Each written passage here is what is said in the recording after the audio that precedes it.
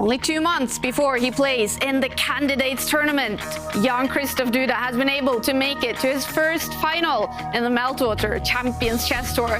He is up against world champion Magnus Carlsen, but can 23-year-old Duda cause a huge upset to the chess world? Welcome everyone to the final in the Charity Cup. Wow, what has just happened there? Whoa! He's completely hallucinated against the Whoa! action. Look at the bar! Checkmate is just coming. What a game! Wow. There's no way to stop it. Plus 100 for black. He's taking Whoa! it. He's done it! Oh, mind of the computer, Magnus Carlsen. Yeah. Rook is under fire. 2 seconds again by Eric. Oh, he made the move. Why doesn't it work? Because Rook takes bishop. Rook takes bishop. Play quickly. Magnus Carlsen showing his genius in this final. Incredible day of chess.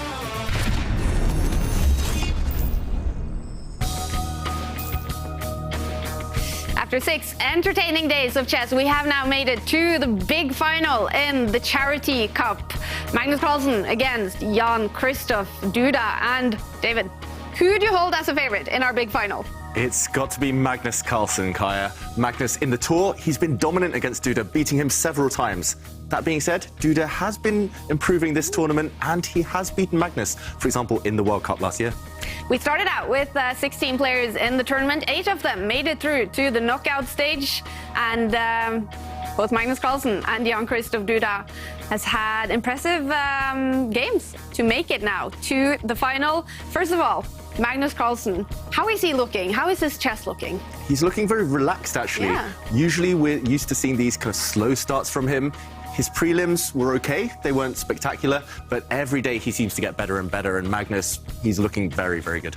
Jan-Krzysztof Duda, he actually came into this tournament only 2 days before it started, replacing another player who was down with COVID.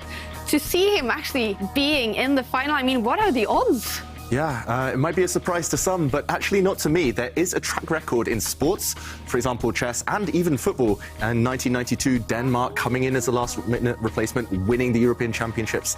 Often just entering a tournament last minute does take the pressure off, and maybe that's helped Jan-Krzysztof Duda so far. He has talked about luck, and will he need that luck, though, against the world champion? Possibly. I think Duda, he needs to be at his very, very best to even stand a chance. And even then, against someone like Magnus, you need to always be slightly lucky. Yeah, we're gonna take a look back now at the semi-finals that was played yesterday. Magnus Carlsen, he had a super tough fight against world number 3, Ding Liren. If Ding holds this one, I'll be full of praise for him. Wow. Okay, and the computer has said Oh, this look is at a the bar! blunder. Yeah, but Magnus, he's retreated his queen. Okay, he stopped any checks. This is so clever. And now I thought the position was about to repeat itself, but White's queen's actually on a better square than she previously was. Can she just go and capture the pawn now in front of the White king? Yes, she can. Yeah, White is suddenly winning. I was just praising Ding, but Magnus found a trick. Ding, realizing White has a winning move, just slides the queen across. He's done it. Yeah, supporting that White pawn indirectly. Black can no longer hold the fortress. White's c-pawn is about to make another queen. That's it. A second queen is going to come, and Ding has resigned. Magnus has won. Wow. Here comes the breakout. Magnus has released the light square bishop, and Pandora's box has been opened. Look at all these trades incoming. Everything's going to get eliminated. The queens have just left the board. And yeah, right now, Magnus only needing a draw. He's a big favorite to achieve it. Suddenly, everything's got traded. Wow, Oh, Ding. no, blunder from Ding Ding. blunders. And, oh, And no. immediately resigns. World champion Magnus Carlsen reaches another final. Big congratulations, Magnus. Thank you. How tough was this match against Ding? All the games really were very, very tense, but I think I played quite reasonably today. At least I felt that this was my best day. He did eventually win Magnus Carlsen 2 games to win the match against Ding, and Jan-Krzysztof Duda winning the first game against Liam Lair made it through to his very first final here in the Meltwater Champions Chess Tour. And in the studio today to guide us through the first day in the final, we also have Grandmaster Pontus Carlsen. He is a chess player, of course, but also a founder of Business Meets Chess and Kids. But first, Pontus, who do you hold as favorite in the final? Well, I mean, we are in Norway, so I have to root for Magnus. And I also think he's the strongest player, but Duda is he's dangerous. Yeah. I mean, me and David, we played in Poland, so we know his strength. Yeah. And we're going to talk a lot today about all the great stuff that chess is doing in communities around the world. One of those initiatives is Business Meets Chess and Kids that you have founded. What is this chess program? Yeah, it's basically we use chess as a social tool. So we take kids from inner city communities and also some from extremely poor backgrounds then. And then we guide them in life through chess. So we basically pick them up through chess, teach them chess, we train them in chess, and then we connect them with business people. Wow. From the business community, and then they play something called tandem chess together. So there are 2 people in each team, and there will be some tournaments, and it also develops into mentorships, and also they also sponsor the kids, basically. So they help them to move to new flats, and we also donate, of course, equipment to them. Wow. And this is, for example, what happens, that this kid, he came from an extremely poor area, and then we moved him into a flat. Wow. And you can see that he has food and internet and chess equipment, and then he's also the Nairobi champion now. Are you serious? Yeah, and he had absolutely nothing from the start. He was living in a slum area in Kenya, and we so it's just like Fiona Mutese, the Queen of Katwe, the same style. Yeah. We just accidentally happened to bump into him, and we saw that, he's talented. And then we were able to, through this program, move him and his family. Incredible. Wow. It's going to be so much fun to hear today about stories where chess and Pontus's project is helping kids. And chess, I mean, it's basically doing a lot of good around the world, Ivanka. Yeah, absolutely is. Connecting people, and I love what Pontus is saying, just introducing mentors into children's lives and seeing how chess can bring people together. And look at those pictures now. Yeah. See how everyone is focused, everyone's having a good time. That's through the power of chess. And one of the great... That's the president also. That's the president? Yeah, you see, this is Kenya's president playing. Wow. Kenyatta, the guy in the blue shirt. Oh, that's Even so more cool. impressive, yeah. Yeah, so he participates when we do it there. So, so a lot of high officials, they really like chess. And a lot of investors and business people, they love chess. This is So incredible. You can use it to connect people that way, because that's the common denominator. Definitely. Oh, this looks like so much fun. I also actually think there's a picture. Here it comes. Yeah. This is 15-year-old Saad, and Saad is joining us in the studio later today to play the Play Magnus Charity Challenge. And this is one of the very big success stories in your program, correct? Yeah, of course. We have quite a lot, actually. But this Saad, for example, what happens many times is that the relationships, they click, so they like each other.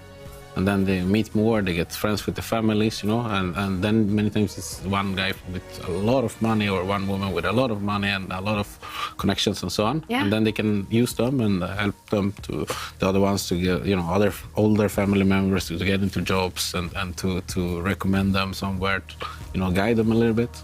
And this with Saad, I think he will talk more about it himself later, but this has actually resulted in a sponsorship. So they met through the event that we organized last year in Norway, and then they liked each other. Yeah. So, and Morten is the CEO of Ferd, so he has decided to sponsor Saad, So Incredible. now he can go to school, to this NTG. Sports, elite Yeah, sports. like a chess school, basically, yeah. This elite sports gymnasium, because of course it was hard for his family to fund that. But with Ferd behind, then there is a lot of liquidity, so they can fund it, Absolutely. And also the owner of Ferd, Johan, I met him as well in Prague, and we talked a little bit about it, so he also is very supportive. Very cool. chess and Yeah. of this sponsorship of SAD. Very cool. And we're going to meet Sad after game 2 today. He's going to play our Play Magnus charity challenge. There is a total of 4 rapid games today between Magnus and Jan-Krzysztof to decide the first match in the final. After game 1, we're going to be joined by Meltwater. They're going to take us through the social media leaderboard. What players are the most popular on social media?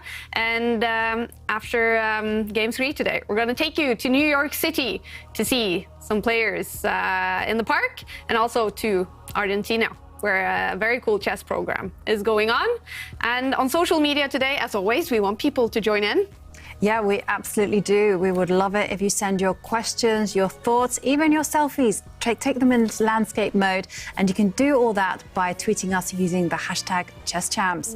We'll feature them on the show. And I would also love for people to share if there is some good chess initiative going on in your community, then please share on social media. We can share it with everyone, and maybe someone out there finds a new great chess program to join. Of course, we're also keeping up our fundraiser for UNICEF. So far, we have been able to fundraise more than $100,000 thanks to all of you. Our goal is $120,000, so please keep donating using the information that comes up on the screen. And as always, we're also going to keep up our auctions. So today, we're going to focus on a very cool signed chessboard by Magnus Carlsen. It's going to be auctioned out tomorrow. So you have some time to put in your bid, and the current bid is on $2,550. Now we're going to focus on the big final coming up. Jan-Krzysztof Duda, as mentioned, he stepped in a few days before the whole tournament started, but with a little bit of luck and some great chess playing, he has made it to the final.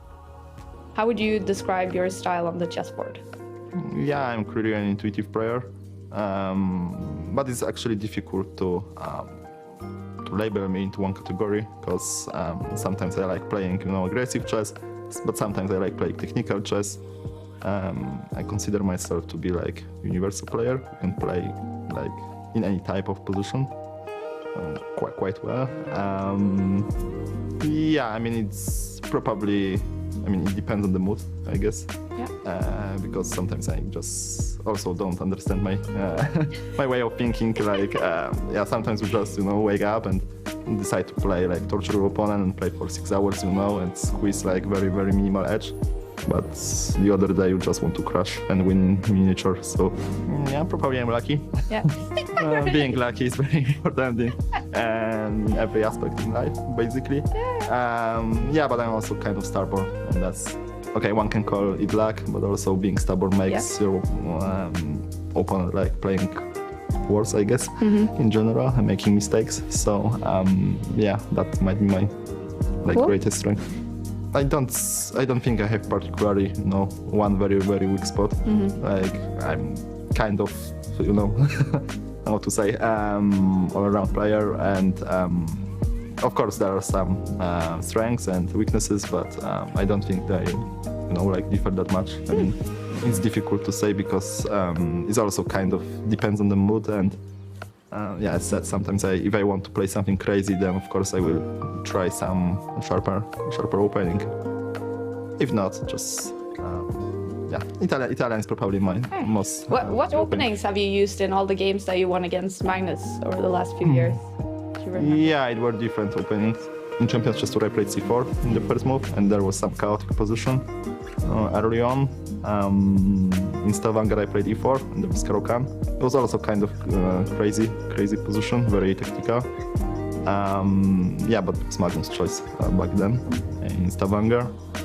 Yeah, just to play good chess, try new things. Just playing against a strong position is like the key to development, and yeah, I'm just happy to have the chance to play against them.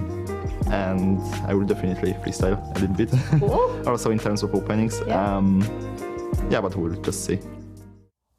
He's trying out new things now, only 2.5 months before the candidates. How good is Jan-Krzysztof Duda looking, Askild?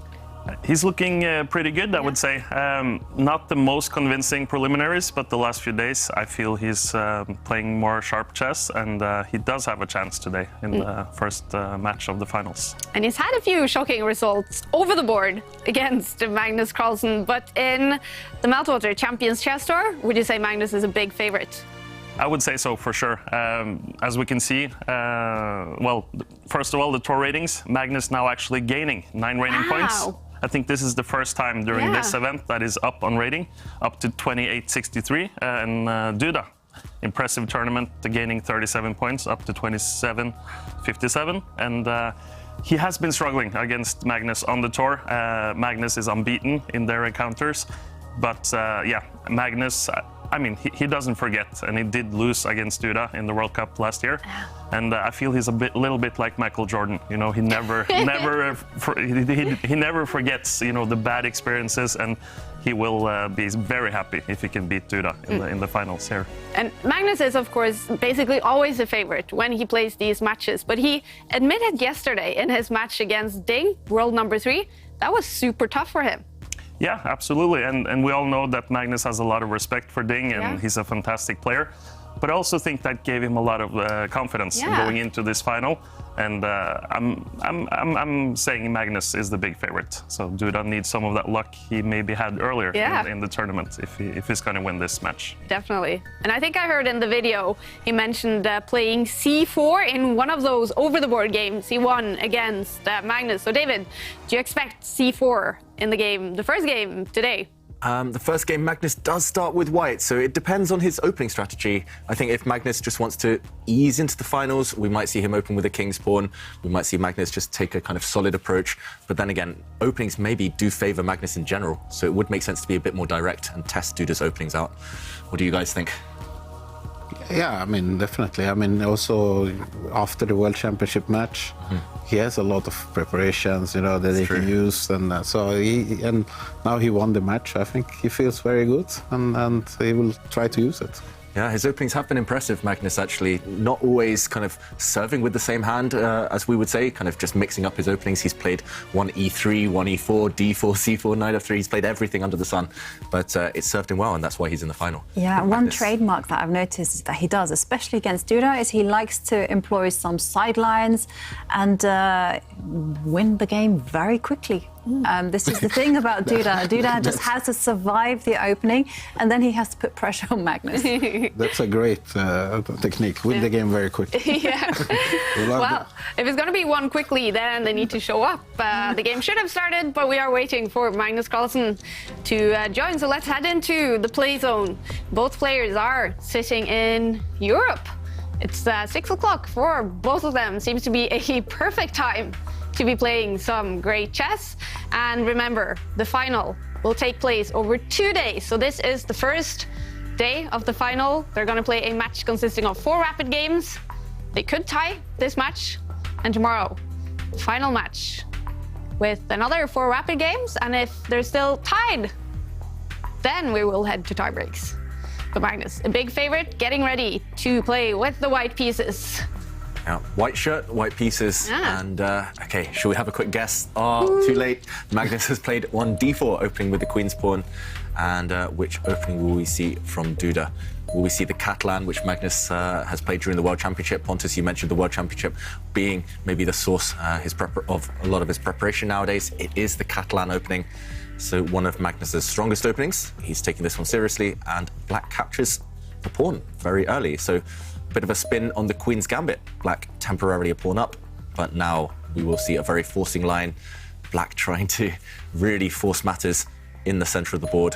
And White's knight jumping forward. Okay, I was going to say Magnus there might have captured a black pawn. We might have seen a queen trade and lots of pieces flying off the board, but no. White now looking for compensation for a sacrificed pawn with quick development. These knights flying forward. And I've had a little bit of experience in this opening myself, and it's very, very scary for Black if you don't know what you're doing. But Duda, by the speed of which he's been playing, he seems to know his stuff. Black's rook there, just backing up a knight. So Black's still 1 pawn up, but Black's king uncastled, still takes a couple of moves to run to safety later. Have you played against any of these two, Pontus? No, not really, actually. You know, we played many times the same tournament. Yeah. Unfortunately, in this World Championship last time when we played in Poland, for example, I was in the other end of the tournament. So I only saw my Magnus at the dinners afterwards, because I played horrible. Yeah. Oh, wow.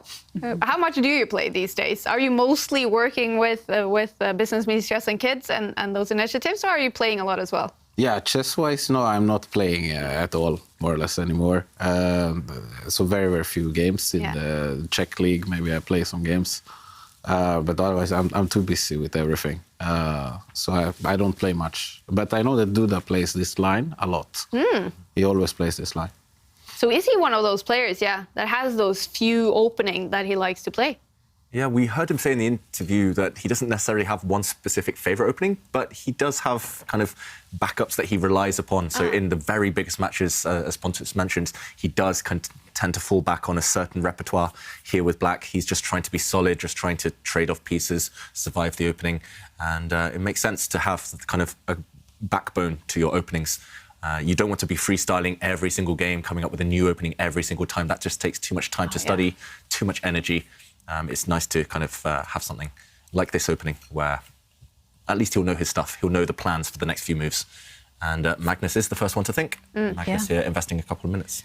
And whilst Magnus is pausing and considering how he's going to adapt to Duda's surprise, well, we already have some selfies to show. Oh, wow. And they're very quick off the mark. Keep them coming. We love them. OK, and Magnus actually playing the most critical move on the database, developing the queen, putting pressure on the pawn on b7.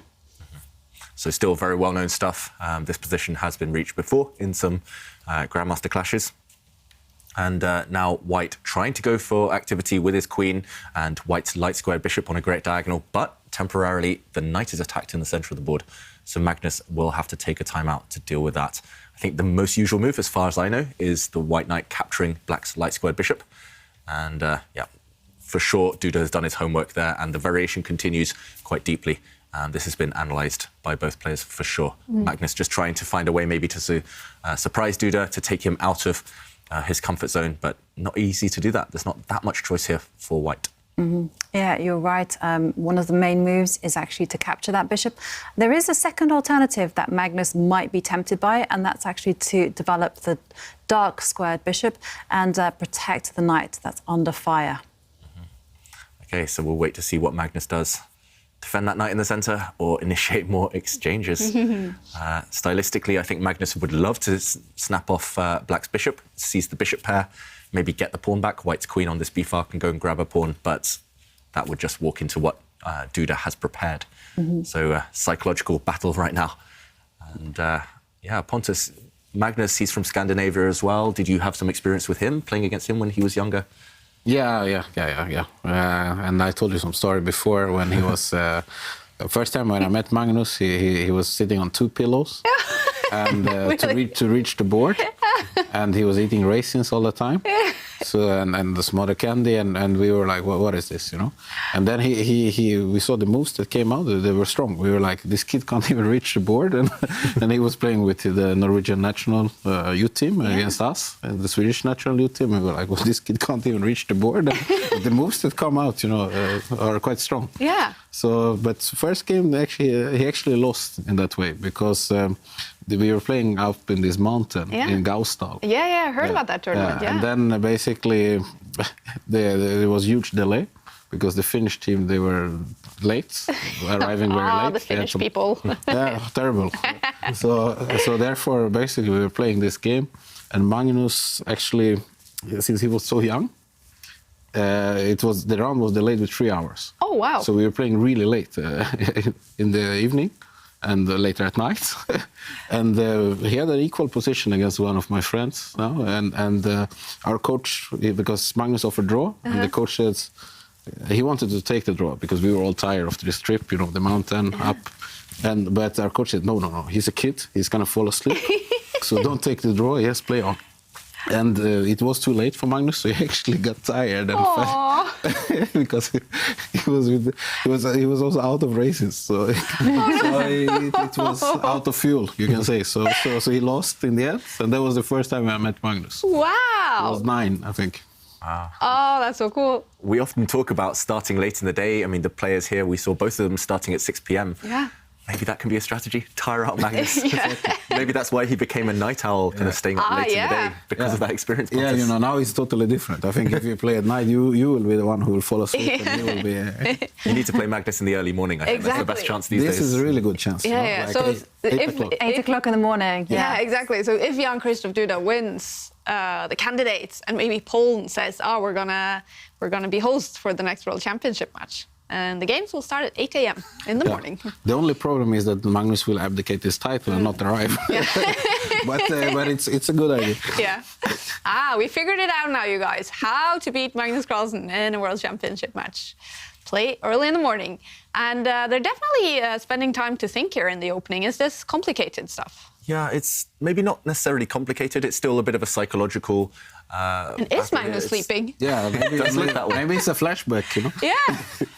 Looks like he's frozen almost, Magnus. This is like the first time I saw him. He has a little bit more beard. He can actually reach the... he can also reach the board, yeah. So he's improving. Did he? It actually kind of looked like he did fall asleep. The timing here is incredible. Is he laughing, Magnus? Is he... I think he did fall asleep. Wow. Okay, he's laughing. Maybe he realised he just woke himself up. Maybe he heard your story, Pontus. Yeah. You have to talk to the control room, you know. They have to... So the players can't hear us. Yeah, so, I mean, Duda now having his first real big think of the game. We did see that knight for bishop trade. We did see White capture the black light-squared bishop, and now White has the bishop pair. But White's still a pawn down. Sorry, I'm just laughing at Magnus laughing this time. And, White is still a pawn down, but 2 black pawns under fire. If you look at Black's pawn in the centre of the board, the d4 pawn, that has been attacked by Magnus's last move with his rook. And also the black pawn on the b7 square is actually attacked by White's queen on the b file and by White's light-squared bishop. So White will win his pawn back at some stage. Duda needs to find a way to stay active and at least to maybe create some compensation for the fact that White will be able to trade some stuff off and keep the bishop pair. Still very tense, but Duda, I think he's paused at the right moment. This white rook move, I'm not sure how common it is, but he definitely needs to work out the path over the next few turns. To me, he's having the time of his life here in this game so far. Well, I think, you know, he has the kind of position that Magnus excels at, and he's got the bishop pair, you know, he's got some pressure, as Dave is pointing out, against the pawns. But I'm a bit puzzled by Jan-Krzysztof Duda's pause for thought, because it seems to me like there's only really one move that you can play, and that is just to defend the pawn in the middle of the board, as opposed to the pawn that's under attack on b7. Yeah, so as mentioned, these 2 pawns under fire, using White's bishop as well, eyeing up this pawn from afar. And if you have to compare the pawns, I think this one is the most important, as you mentioned, Jovanka. If you, for example, take a time out to defend the other pawn, I mean, it just looks so clumsy, and allowing White's rooks to get active, this is only going to end in disaster. This is a pin, and White surely will be able to profit from it. So, it looks really important to defend this central pawn. And instead of the move you mentioned, Jovanka, maybe pushing a pawn to defend it this way, which is, this just looks very healthy, very natural. Duda has defended it with his bishop instead. Okay, this looks a bit superficial. The bishop not on a great square here. It could get hit later, maybe by a pawn, for example. But he's hoping that any pawn pushes will just weaken White's position. And now the bishop will go back. Not sure exactly where, but for example, if it steps back 1 square, White has actually weakened himself on this diagonal. For example, you can't capture this pawn now because of a nasty pin. So just a bit of provocation maybe, and Magnus has to decide, okay, whether to push this pawn. Maybe he doesn't want to rush it, keep it up his sleeve, or whether to go and capture the other pawn this time. Maybe White's queen can take this pawn. We could see, for example, a queen trade. And who's better here? I think White. I don't know about you guys, but I'm just relying on these 2 bishops. And also, for example, after Black's rook moves and the bishop retreats somewhere, then White has a 2 versus 1 advantage long term. And you could imagine that becoming a factor. Pontus, do you like the opening choice? You mentioned Duda plays this a few times. He has played it quite a lot with the c5. He's one of the biggest advocates of this opening. Yeah. But bishop e5 surprised me, I have to be honest and say this. I was thinking about bishop c5 because e5 looks not very nice. So I was thinking about this move, but he played bishop e5 instead, and it's like you say, he's trying to provoke like f4 and those weakening moves, or e3, and then he wants to play against those kind of isolated pawn positions. So with one, white is going to do e3 and take on d4, so they will get a pawn in the center, and then he's going to try to use that later. But white has a good position, so I think white. This is interesting, bishop e5. We will see a little bit more what's. Because if you do a move like this, I don't think you do it at the board. I think there must be some variation before that he has seen in his preparation, that there might be something, where he can do bishop e5, provoke f4. So maybe this bishop move, he's looked at something very similar before, or it's an idea he's borrowing from a different position. And as you mentioned, this is one of Duda's favorite openings. It kind of looks in a way like we're bypassing the opening, and we're very quickly, if Magnus chooses the most natural move, capturing here, we're very quickly heading into the endgame, which I think would favor Magnus. So I'm slightly surprised to see him think, I would just go and capture this pawn, trade the queens off, and kind of continue the game. But as you mentioned there, Pontus, the other alternative would be to try and use the weird position of this bishop, the weird placement, to maybe push some pawns. Either this one, trying to open up the line for the rook against the queen, or to push the bishop back. Let's go back to the players. Magnus has that choice, push pawns or try and trade off the queens. And it's a stylistic thing here, maybe depending on his mood. When Magnus kind of wakes up and feels a bit fresher, maybe we'll see the moves come a bit quicker. Yeah. And whilst we're waiting for Magnus to take a decision, I didn't quite get round to announcing Benjamin, but someone else who is sending us a selfie is Neil Young, who is actually watching in Australia. I get this, 4 a.m. in the morning with his dog Ricky. The Neil Young, I'm wondering. The Neil Young? Let me have a look. No. The Neil Young would have like a blue tag. It would have a blue tick. Yeah. And I don't think he's Australian either. But we do love this Neil Young as well. We do definitely love this thing. And we his also dog. like his dog, Ricky. And here we see Benjamin, a big fan of Magnus, who says, go, Magnus. And he's getting ready with his child. Yeah. I imagine also Jan-Krzysztof Duda has a bunch of fans. I mean, chess is huge in Poland, has a rich history. And now with Jan-Krzysztof playing like he's playing, it's booming again, right, in Poland? It's really booming. As you mentioned, some great players throughout Polish history. Really world-class players. And now, again, just this last few years, there's Radek Wojtaszek, who's a fantastic player, and now Duda as well. And Pontus also mentioned the World Rapid Championship recently, the World Rapid and Blitz Championships. They were held in Warsaw. Poland is starting to organise a lot of big tournaments. So, he's one of the catalysts, of course, Duda, but the scene there growing a lot. And actually, just by coincidence, the position has developed a bit.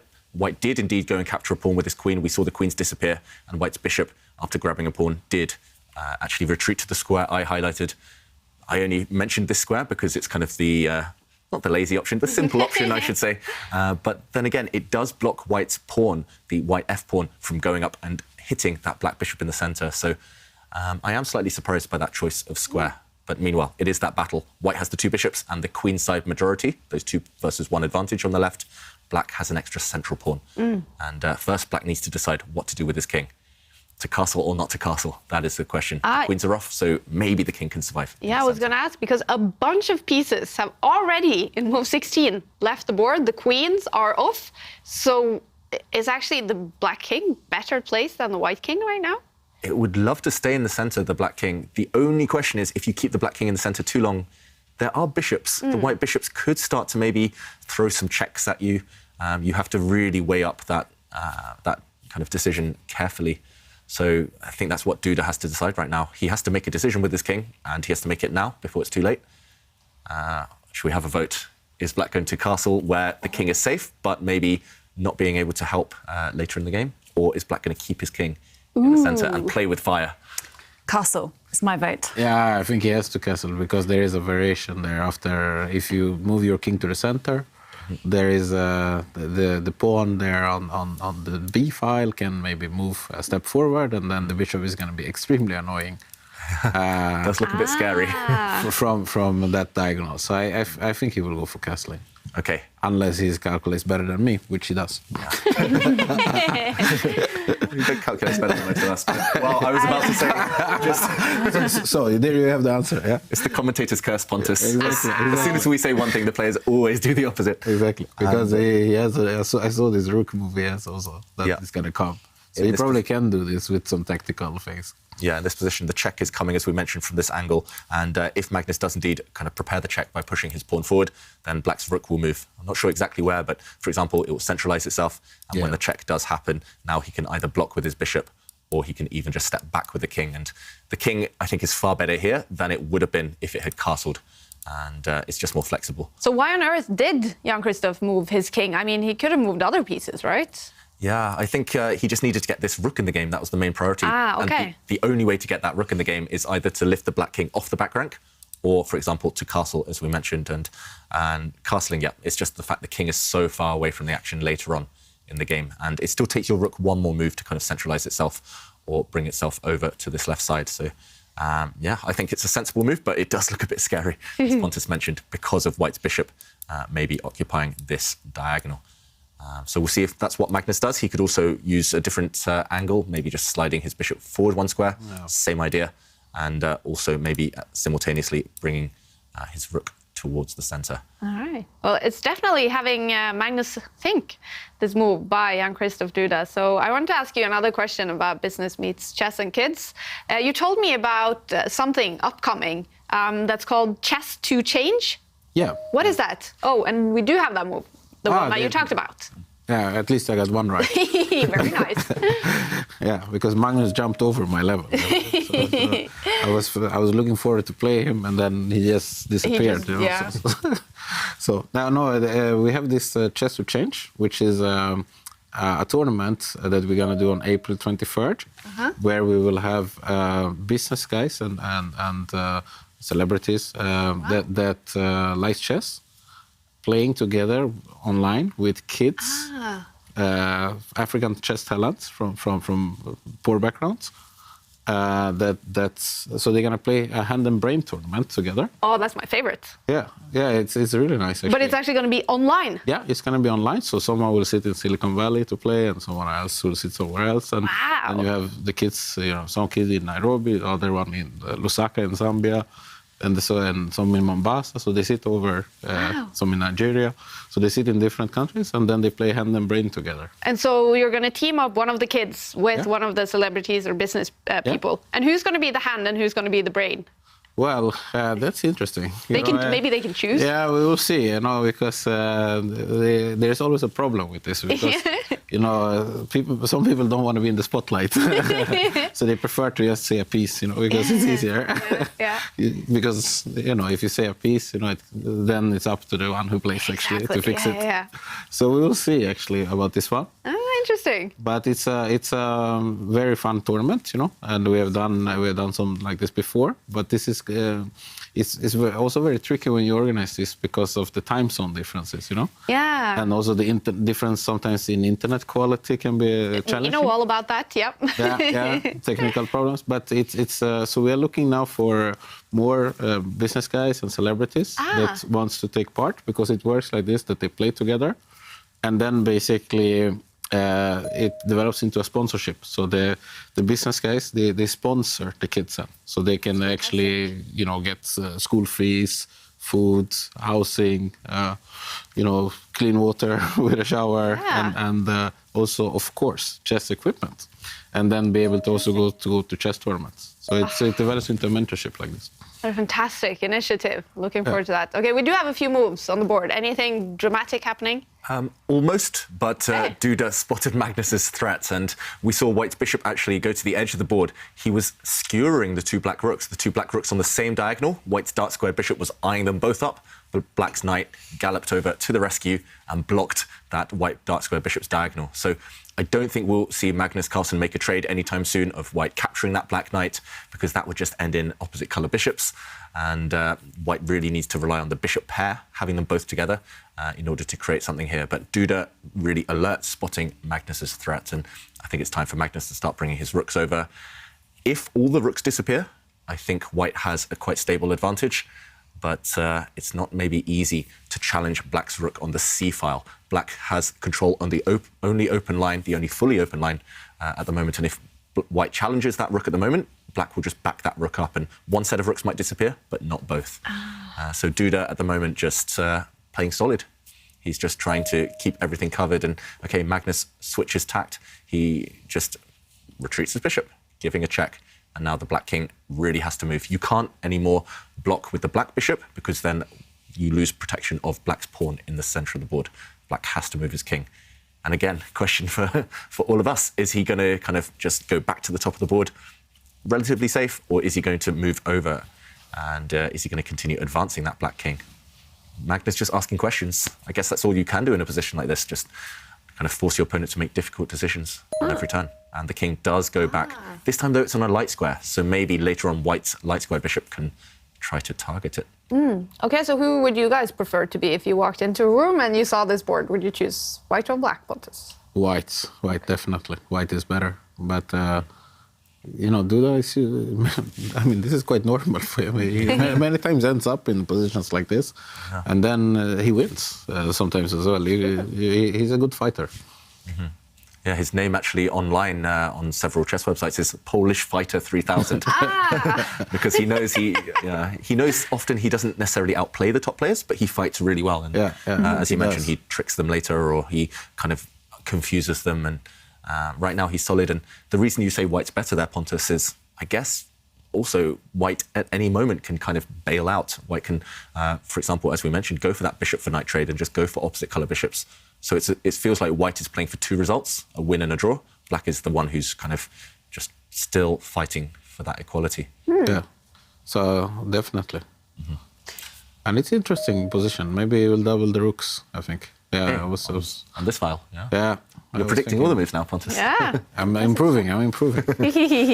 Yeah, so the idea behind this one is 2 or 3 moves deep. But the idea, as mentioned, is to actually keep the rooks on the board and double them up on this D file, stack up the rooks together. For example, if black just takes a time out, just pushes a pawn, just a non-kind of helpful move, then white will double the rooks. And now there is an idea of undermining black's pawn in the center, utilizing a potential pin on this D file. So, yeah, it's just a couple of moves deep, but maybe Magnus has that luxury. It's not clear how black improves his pieces. White's plan is rook across and then pushing a pawn. How does black react meanwhile? The problem is, any time you bring your knight back to the center, you lose a tempo, right? The white bishop comes again with a skewer on the 2 black rooks, and the black knight is forced to retreat. And then white can continue with the plan once more. Yeah, my suggestion for answering Magnus's plan would be simply just to sidestep with the rook, and say, yes, white is great on the D line, but you can carry on looking at my pawn, and I'm going to take control of the open C line. And every time that my pawn is attacked or my bishop is attacked, I'm just going to maintain the protection of that pawn. Yeah, it's whether black can kind of maintain this duo, keep them intact. And it's going to be a bit of a weird situation where black's rooks look fantastic stacked up on this open file, but white's rooks do have some purpose, even though they're kind of staring at this really kind of sufficiently defended black pawn. Once white opens up this central line by kind of levering and forcing this trade, then white also has an open file. So it looks like they're a bit kind of, I mean, not the best pieces in the world. Yeah, exactly. Or maybe not useless, but just, it seems like too little work for 2 very strong bishops. Exactly. They should carry heavier load. Definitely. Yeah. These 2 rooks, they're worth 10 combined, but they're staring and they're kind of blocked by just a mere foot soldier, just this one pawn. But yeah, once you get rid of this pawn, for example, again, if black just makes a kind of lazy move, then once these pawns get traded off, then suddenly these rooks will come to life later on this file. So yeah, interesting plan by Magnus. The more I look at it, the more I like it. This rook lift, not obvious, but the plan is quite a sophisticated one. Yeah. And whilst we're waiting for the players to make those moves, again, I'm bowled over by your selfies. And this time, Carlos Zalati is supporting Duda and is watching from the Netherlands just before the sleeping incident. And Duda actually playing a very aggressive move, actually, diving down with the rook onto that ideal second row. It's a nice, impressive move. I mean, I haven't calculated anything to it, but it looks good. Yeah, visually it looks very good, but there are no direct threats. We do say that rooks, they belong on the second rank if you're black, or as white, the 7th rank, because that's where all the targets are. That's where all the pawns are. You can kind of just snack on all the pawns later on. But right now, all of white's pawns on the second rank are actually defended. So this black rook, I think it's just trying to, Duda's trying to annoy Magnus more than anything. He's also trying to pin down white's rook in the bottom left corner to the defense of some pawns. So that's the type of move that when my opponent plays it, I'm just like, get out of my face. I want to trade you off. I want to force you to retreat. But it's not so easy to do that for Magnus right now. And yeah, very impressive move by Duda. As mentioned, he's just a fighter and he's fighting to stop white continuing his plan. If white's rook in the corner does move now, then the white pawn on a2 would just simply fall off. Yeah. And I was just going to say, and your idea is in operation. Magnus does not like that rook on the second row and wants it traded. And Duda insisting there's going to be a rook that whatever you want in the matter. And he gave Pontus's plan of doubling the rook. Yeah. It's like we're good. Yeah, should be playing here. yeah. I was actually thinking about going there to that square directly, because now he has actually provoked rook c2. So if he provoked the rook to go into the second rank, and I was thinking actually that he should go to the square where the rook is directly. But so I'm trying to figure out how this can be a big. Okay. So he was probably trying to do the bishop move central there, and that was probably what he was trying to do. So black's last move actually prevents white's idea, as you mentioned, the bishop into the centre, just hitting this white rook, hitting the black rook, kicking it away. And for example, if black had moved, then now you force black to make a decision and run away or make a trade. But this was prevented. And Magnus, this is a very typical Magnus type of move. Yeah, just doing nothing. Yeah, doing nothing, but in a useful way. So just improving the white king slightly, taking it off the back rank, just in case there's some checks later, and also slightly closer towards the centre. And later, Magnus might decide to open up the position, or he might just maybe push some pawns first. Those would be very typical Magnus moves as well. One move I'm waiting for Magnus to play is to push the a pawn forward. This is something we see in nearly every game from him nowadays. And yeah, still tense. It's not clear what black does, because white has really well guarded this second rank using his rook now. And eventually we'll see some trades. Yeah, and Duda was making my move that I was just going to suggest, because you suggested all these plans of advancement for Magnus. And if Duda just sits there and waits, he's just so slowly going to get a worse and worse position. So I think, therefore, to challenge Magnus's superiority, you kind of have to also push pawns and grab some space. Yeah, the general rule is that when you're facing against the bishop pair, you need to accelerate the play. You can't let white, for example, slowly just improve, push pawns, trade off all the rooks. You need an active plan, and you need to challenge white before the bishops gain in power. And bishops do gain in power as the game goes on, so you might as well speed things up. And this is actually a bit of a threat now by Duda. He does want to push his pawn forward, team up his central pawns. Maybe then white has to, either now, before it's too late, push this pawn in the centre and undermine the head of black's pawn chain, the central pawn, or maybe the safety first option would be to trade one set of rooks and then offer a second trade. But even this is not so clear. Wow, okay, Magnus just ignoring both of those options and instead pushing a pawn. He's trying to open up lines for his bishops, also now making it impossible for black to push in the centre, because then the pawn next to it would simply fall off. The one thing you definitely don't want to do as black here is trade on the square either, because suddenly there are threats. This is a pin. Black's isolated, well, not quite isolated pawn, but the weak pawn in the centre. It's not so easy to deal with. It just, maybe you can defend it with the king, but it feels a bit wrong. But there are big issues. Magnus's move is actually very clever, because if you don't trade that pawn and say you reinforce it, what is the response going to be after pawn takes pawn? This is a good question, Ivanka.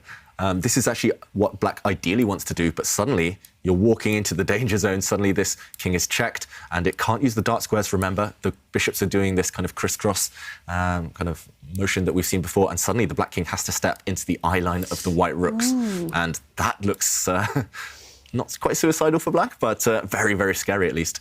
So probably will move the king, no? Yeah. Oh, he does take the pawn. Yeah, then there's something with the knight into the center, but maybe this is the idea. so he's trying to go with his king first, no, behind the bishop, and then the knight is coming to behind. Oh, sorry, yes, behind the it's pawn. coming here. Sorry, Yeah. yes, into the center, and it's going to start attacking the white bishop. And actually, he does it immediately. Your idea there, Pontus. So not taking a time out to defend. Duda, instead of just defending this pawn with his king, he counterattacks against the white bishop. So we could see a crazy material balance here if white had taken this pawn, knight takes bishop.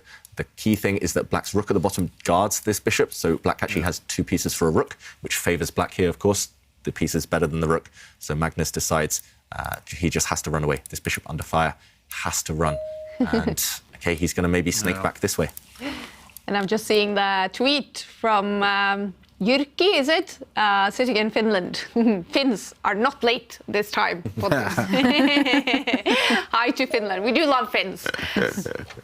That was a good way to finish the joke about being late. Yeah. Well, yes, I'm probably a big enemy of Finland. The happiest country in the world, Finland. We all want to live there. Yep. All right, well, this white bishop retreating. I thought you didn't want to retreat at this time. Yeah, I think maybe the white bishop had just done its job there, and maybe it's more important, the biggest priority now, to try and eliminate this black knight, or at least put some pressure on the black knight. And Duda, he just ignores it. He just pushes a pawn, covering some light squares. And now, big question, does white go and capture this knight in the center of the board with his bishop? You can actually force black's pawns to be doubled in the center now if you do capture the black knight. But you do lose the bishop pair. You lose a lot of quality in your position. Still, this black rook, on the second rank, it's really annoying. It totally is annoying. So there's also another candidate move, which is, to go back to a plan that I think, Pontus, you mentioned, and that was to attack the rook. But Magnus is saying no. He's actually pushing forward with his pawns on the left side, and presumably the idea is actually to step backwards with the bishop and interrupt the 2 rooks' communication with each other. Yeah, so that key c5 square now, white has a grip on it. And Magnus, he actually did something very similar yesterday in the first game against Ding. He pushed his pawns, and it was very, very effective, but then he pushed them a bit too far. So you've got to be careful when you push pawns like this. They could become weak, but they might just gain in strength if they run down the board, or they might also control some key squares. And interesting decision there from Magnus, taken quite quickly. The player's now down to around 3 minutes each. This position, despite the fact it's an endgame, we could see some big mistakes strategically, also tactically. No blunders yet, no big mistakes from either player, but as the clock ticks down. Yes, because they have played quite slow in this game so far. There must be some time trouble coming. Yeah, maybe it's just the nerves of being in the final. Yeah. And okay, Duda's rook springs forward. Look at how active black's rooks are right now. Some pressure also on those pawns that we just mentioned. White's queenside pawns. Normally you do want to push pawns on the side you're stronger, but here it's not so easy to defend them. And okay, Magnus has to push this pawn forward, but that pawn as well could come under some fire from the black rooks. Oof, this one extremely tense, and I don't know who it's going to favour if both players tick down under 1 minute shortly. And Tune from Norway just donated $106. Wow. I can see people from all over the world here. Angela from Greece donated $9. Thank you so much. And please, if you do have the opportunity, please donate to our fundraiser for UNICEF. All money fundraised in this fundraiser will be given to UNICEF and their very important work in and around Ukraine for the people and children affected by the horrible war going on. So please, only today and tomorrow left to make your contribution. So please help us help UNICEF. And meanwhile, Duda's still thinking, okay, he needs to speed up. Maybe one of the black rooks can go to the 3rd rank to hit this white pawn that has just moved. Struggling to find other ideas here for black. I don't think you really want to move the black knight right now. It looks too strong. Black's bishop as well, guarding the pawn in the center. Just process of elimination. There's not many other things you can do. Maybe it has to be something with the black rooks, but Duda, he's kind of frozen. He's spent about half his remaining time on this one move. I mean, I've been there myself, Pontus. I'm a time travel addict. I know you like to have these long thinks as well. Ah, do you guys have sort of a similar style? Exactly. Well, when it comes to time travel. Yeah, when it comes to time travel, definitely. I think David is actually worse than me.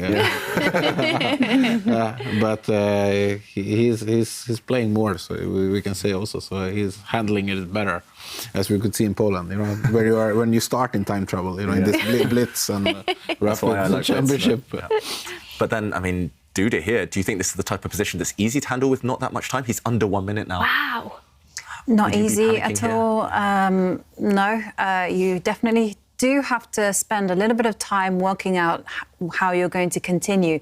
The problem is, like you say, is that now it's under a minute, and as the time starts ticking down, I don't know how you guys are, but I tend to start panicking, especially when the clock hits under 30 seconds. I actually spend a lot of time looking at my clock ticking down. That's a very bad tactic. You know, that's an extremely bad tactic. You know this Spanish player, Oms Palice, who just freezes every time he's below a minute. He just freeze, and then he doesn't make any moves. And that tactic is not very great. No, it's not a great tactic. I mean, so me and David, we're a little bit different. You know? We don't have problems. Any move is better than no move, I guess. Exactly. So until you have zero, you don't have any problems. Yeah. We're so used to it also. I think it's a lifestyle, you know, this. Yeah, it's definitely a bad, well, it's a habit, I'm not sure. It's probably a bad one. But, OK, meanwhile, a couple of moves. Black's knight retreated, so Duda now under 20 seconds. He froze a bit. He retreated his knight not to a great square, and white's dark squared bishop is actually putting some pressure now on some pawns. Oof, OK, he's going after white's pawns now on this left flank.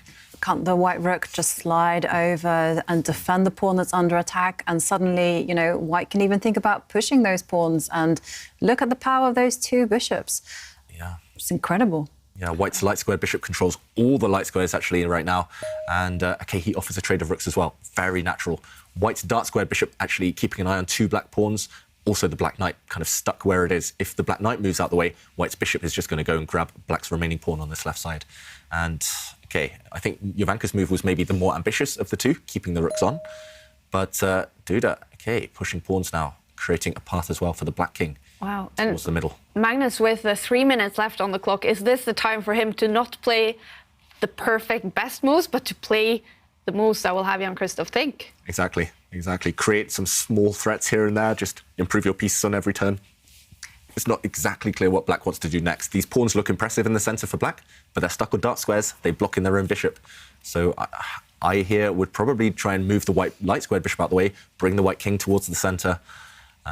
He needs to try and keep a bit of extra time on the clock at least. Yeah. Because this one, with best play maybe still balanced, but white is the one who can try to create the threats. There is a big threat, though, in the position for Duda, and that is to trade off the dark squared bishops. Maybe that's his plan, yeah. So he's guarded his central pawns, the two black pawns in the middle guarding each other, and next the black bishop can indeed move back. I mentioned it was a bad piece, so it can take a step back to the e7 square next to the black king, trade off those dark square bishops. That would really ease black's task. Yeah, that's his plan, you know, but there is also a lot of things going on but also Magnus' thing is, like you said before, David, you know, he can always bail out, you know, with taking the knight. Yeah. So if he sees that there's any kind of problems, it's going to be a draw. Yeah, so Magnus has that safety net, right? Yeah, he has the safety net, but now I think he's thinking about moving the pawn, one of the pawns that he has, maybe the one behind the bishop. Yeah, yes, because it's going to be... Now it starts to get really interesting. Yeah, it's really sharpening up this game. And despite the fact there's not that much material left, it's so tense. There's imbalances with the pawn structure, imbalances with the piece configuration. And, OK, Magnus with 1.5 minutes, I think you're right there. He has to maybe just push a pawn. He could make an argument for trading rooks, but that's risky. If white captures the black rook, black recaptures with the pawn. Black's pawn is only 2 squares away from promotion. It can be stopped by those two bishops, but you have to weigh up the risks with 1 minute left, allowing your opponent's pawn down to the 3rd rank. Oof, that looks risky. Plus, I guess then you have to use your bishops defending instead of attacking. Yeah, good point, Kaja, and that's not going to be very attractive for Magnus. What other... I like your suggestion of just destabilizing those two pawns in the centre. Yeah. And then also it kind of invites the white king into the game as well. Yeah, I like it too. So the move we're looking for here maybe is for white to step forward with the e pawn 1 square, undermine black's stronghold in the middle, and yeah, it's hard to find alternatives really. Because I think it's that one or a rook trade. Yeah, but it's also this, how hard do you want to play in the first game? It's always this, because Magnus knows it's a long match. So it's always this, like, the first, you know how it is when you play a match. You just played one with Niels there in London. Yeah. The first game, you usually don't want to lose that. Yeah, neither side wants to lose. It's a disaster to lose. Winning is nice, but it's not going to win the match immediately. So, some safety first option sometimes. But Magnus, surprisingly, trading the dark squared bishops off, and it was on black's terms. So the reason we wanted to kind of leave the dark squared bishops on is because after black captured the white bishop, white's pawn could have recaptured, maybe attacking the black knight, gaining some time. Magnus now shaking his head. Also in time trouble. Yeah, he spent a lot of time, 10 seconds for Magnus, but suddenly the black king's great. But that's a very surprising move. I don't know why he did this. Yeah, I don't know either. And suddenly black's knight is not a bad piece at all. Yeah, exactly. He's going to start jumping into white's camp. OK, Magnus is going after black's pawns on the king side, on the right side. But very minimum. Duda could trade those rooks off. And maybe he can just take... I don't think you can really ignore this threat, but maybe he can trade the rooks off, start jumping in with the black knight. OK, it's still really, really tense. Both sides at 15 seconds. Oh, wow. And the rooks do disappear. Bishop versus knight. Normally it favours the bishop with pawns on both sides of the board. But here, black has really strong, advanced central pawns. And black's king is the more centralised of the two. OK, this one is still could go either way, all three results possible. He has also this idea to go for the pawns there on the king's side. It's just, of course, like always, Magnus sees more, so we can't be surprised about that. Yeah, but he's good in these types of positions. I think it's I can't see. I would never play this. But I really do think that Duda has actually maybe made a few inaccuracies because he jumped forward with the knight and allowed the white pawns to start advancing. And that I find quite worrying. And taking the center as well, those pawns, I've sat next to David for quite a long time now, and now I'm always a little bit scared if you advance your pawns too hastily.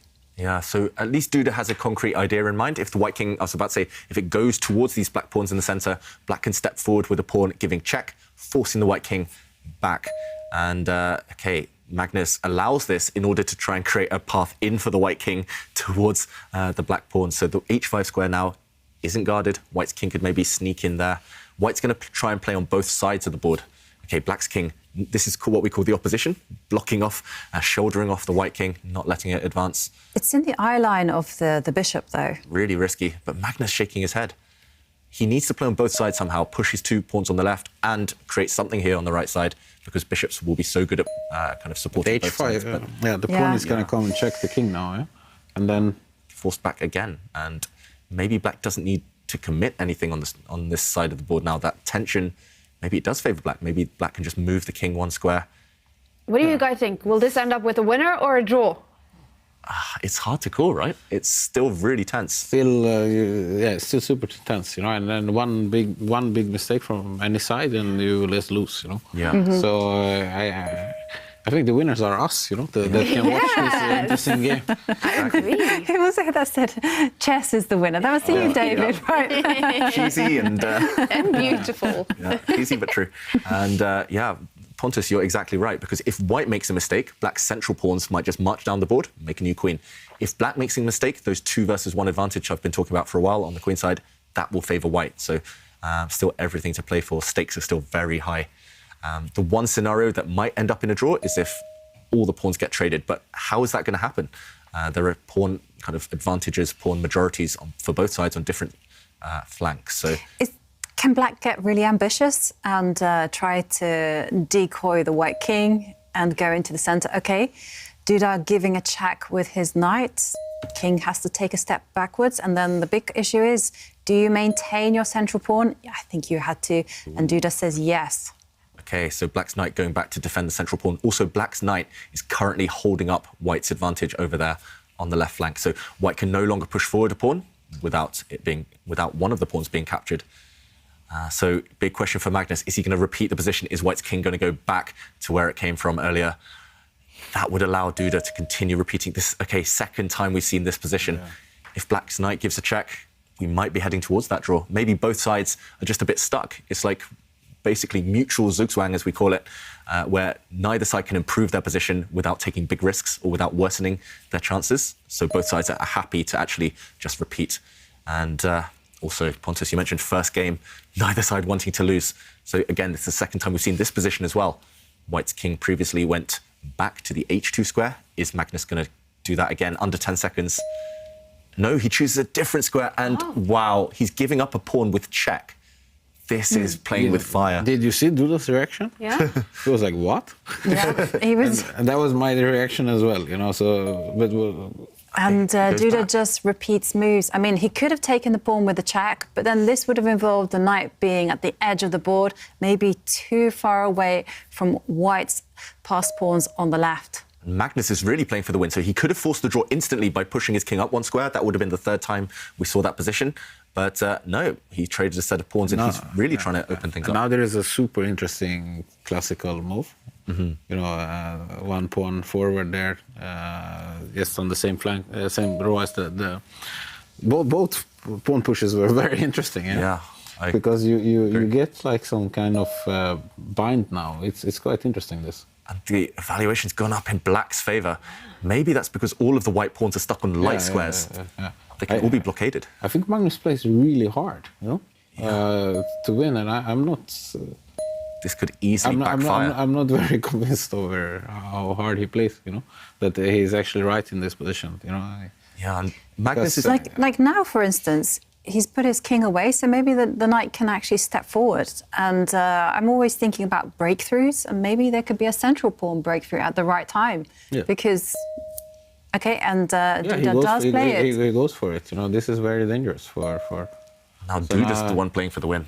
Whoa! And so okay, here it comes. Okay, and only one move for White. I think you have to retreat your bishop back to the bottom of the board. If you capture this pawn with your own pawn, Black's e-pawn breaks through. You cannot capture this pawn, it's poisoned.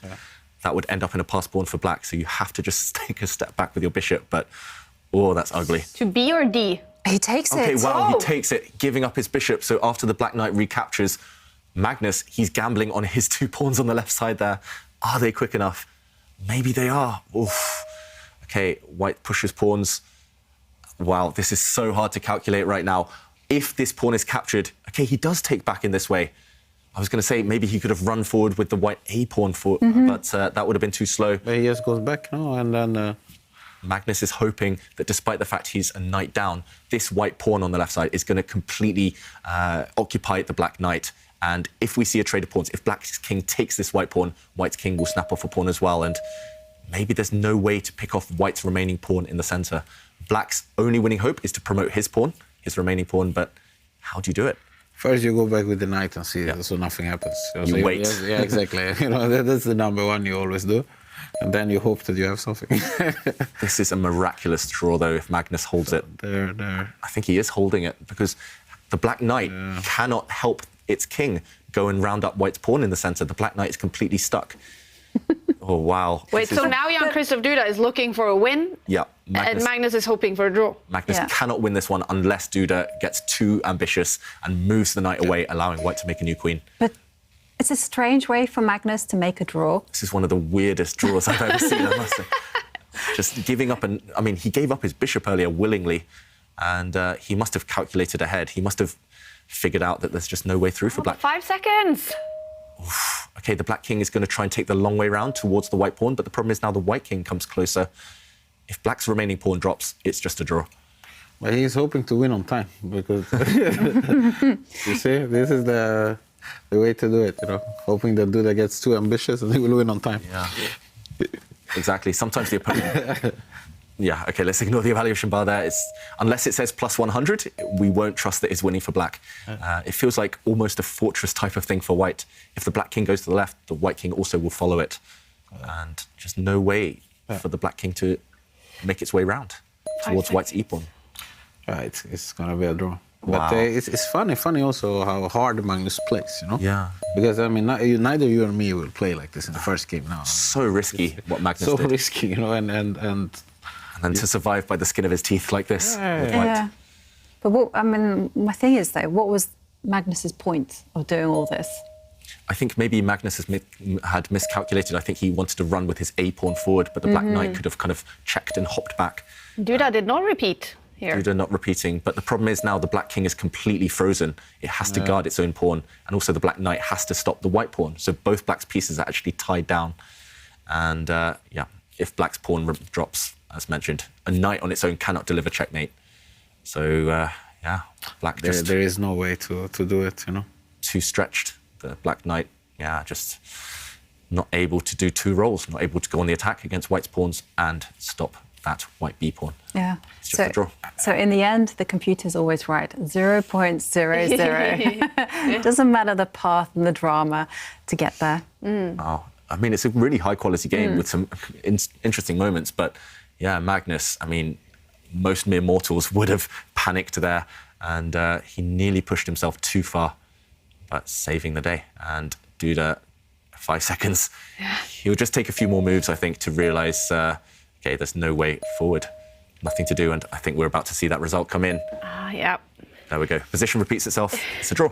First game Magnus in the Charity plays Cup on final. again with King G4. So yes, continue to move. No. Both players seems to stay by their computer to take a look at this. What a start, what a tense start to our Charity Cup final. And David, what's your favorite moment in this strange game? So many big moments, and I think we've got to focus on the endgame because it was still really complex. It was still unclear what was going to happen until the final few moments, and it all stemmed from this position. Magnus had taken some huge risks, and now it was Duda's turn to try and win, and he did that by pushing his pawn forward. And here I thought, okay, only one move. It looks like if you capture this pawn, for example, with your own pawn, black runs through and makes a new queen.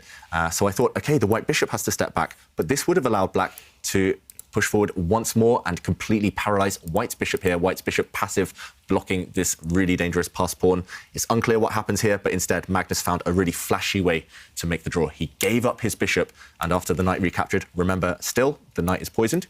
The pawn would simply make a queen. So he pushed his own pawns forward, and after a trade, we saw that the black knight was actually stuck defending this pawn. The black knight can never go too far away from the protection of the square, and meanwhile, the black king cannot go away from its pawn either. And a few moves later, we saw a situation like this one. The black king tied down to this pawn, the black knight tied down to white's pawn, and neither side could really make any progress.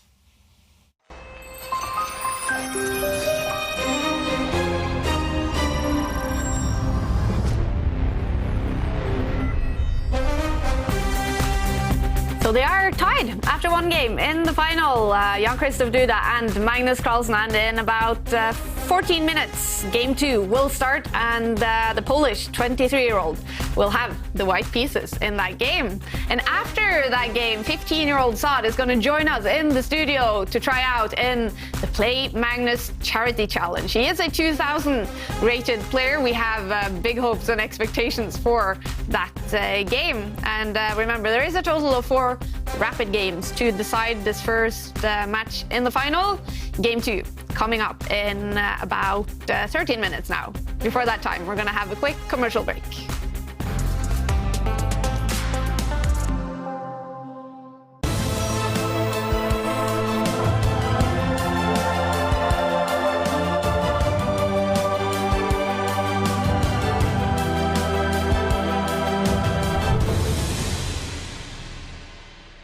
Time to take control of your journey towards chess mastery. Magnus Carlsen introduces Chessable, the definitive solution for studying chess. Move Trainer uses the science of spaced repetition to identify your strengths and eliminate your weaknesses. There's no need to set up a board, remember which page you're on, or keep track of all the moves you miss. Get started now and join our growing community of over 100,000 chess enthusiasts. Chessable, take control of your journey towards chess mastery.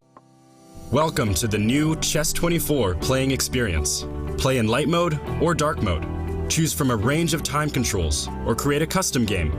And get paired with players from around the world, fast. Enjoy a polished playing experience while making moves on a fresh, responsive board to claim your victories. Train and improve with over 80,000 puzzles. And that's not all. Download now and discover what more you can enjoy in our brand new app.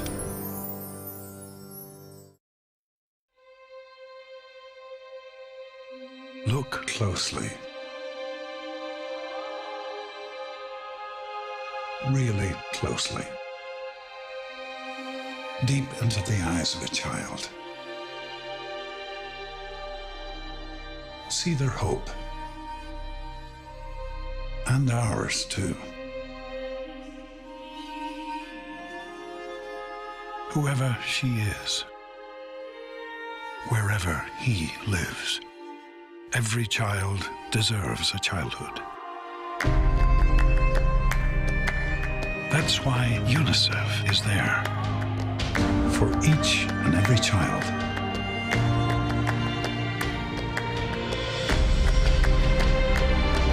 Working day in, day out, in 190 countries and territories, reaching the hardest to reach, the furthest from help. It's why we stay to the end and never give up. Will you stand with us? Stand with us. Stand with us. Stand with us. For every child.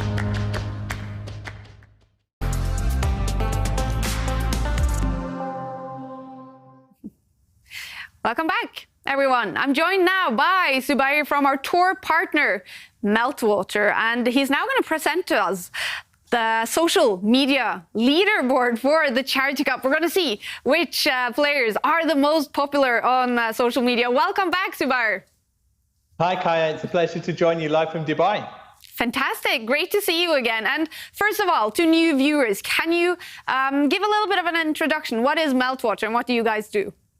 Yes, absolutely. So as the sport of chess continues to grow globally, providing access and excitement to viewers across the world, Meltwater feels privileged in collaborating with the Play Magnus Group as we seek to communicate the sporting and community benefits of chess. So Meltwater is a company that originated in Oslo, Norway, and is a major global player in the field of online and social media monitoring. So we help our clients across a variety of sectors to monitor, analyze, and act upon digital insights. Similar to chess, which is based on information available for both players, we help businesses make better decisions based on the data provided, enabling real-time strategy and decision-making to take place. It's so cool to see the work that you're doing. And in our first tournament, the Air Things Masters, we remember 16-year-old Pragnananda. He had beaten the world champion, Magnus Carlsen. He was so popular on social media. We did see that on Meltwater's analysis as well. And now I'm excited. What does the social media leaderboard look like in the Charity Cup? Yes, absolutely. Well, first and foremost, if you look at the social conversations happening around us, it was incredible to see that it will come as no surprise that Magnus Carlsen has reclaimed a #1 spot in the social media leaderboard from the 16-year-old phenom Pragnananda. Carlsen is the most popular player as he dominated the social media leaderboard with over 3,000 mentions across Twitter, blogs, Reddit, and other sources too. Carlsen's share of voice is a combination of sporting and business coverage based on recent collaborations, namely Puma. There also has to be a notable mention for your fellow studio commentator, David Howell, who doesn't feature in this segment here, but he did beat the 10-year-old version of Magnus on the app, and his victory moment has been viewed by over 22,000 people. So David, if you're watching, congrats. That's amazing. Nice. That is How quite cool incredible. to hear. Oh, wow. All right. Well, and my favorite of your slides is the next one coming up, the social media insight with all the emojis, and we see what people are talking about. And what can we see on this one, Zubair? Yeah, absolutely. So what's really interesting is when you dive a little bit deeper into the insights of the week, what we find amongst the countries talking about chess is a clear leader in the United States of America. And it will come as no surprise that this share of voice has dominated the social media landscape because of a special collaboration that took place a few days ago, namely US football star Christian Pulisic. We saw him playing a 10-year-old version of Magnus Carlsen, and that collaboration was due to the charity Celebrity Chess Challenge. Saw Pulisic survive 2 whole minutes, and he helped bring in a new audience to the table. Kaja, did you know that the video posted by Pulisic has been viewed over 41,000 times? Oh, whoa, that's insane. That's pretty cool, right? And what's really interesting about Pulisic's involvement with this is that the audience covers both chess and non-chess enthusiasts. So this crossover between chess and other sports, such as football, is a key factor in helping us continue to grow the sport as well. Absolutely. And so I just wanted to have a follow-up question actually on that, because you mentioned the US, and these tournaments, they start really early in the day for the American viewers. You know, it's before noon for most of the viewers in the US. And Meltwater doing this social media insight for businesses. Are you seeing that sort of media habits are changing with, I mean, after COVID, people are maybe staying more at home offices.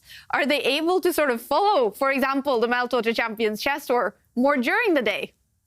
Yes, absolutely. I think one of the great things about consuming chess digitally as well is that you have the ability to consume the content throughout the course of the day. You can watch it live, real time, and also at your own choosing as well. And what we find is that the global footprint, so the average age and demographic, is getting younger, and the space and the breadth of it is actually getting much wider as well. So you're much more likely to find someone consuming this content either on the beaches of Cape Town, the streets of London, or all the way out in South America as well, which is really encouraging for the growth of the sport. Absolutely. And of course, this is the Charity Cup. And how are we seeing that the fundraising aspect for UNICEF is sort of affecting what people are talking about on social media as well?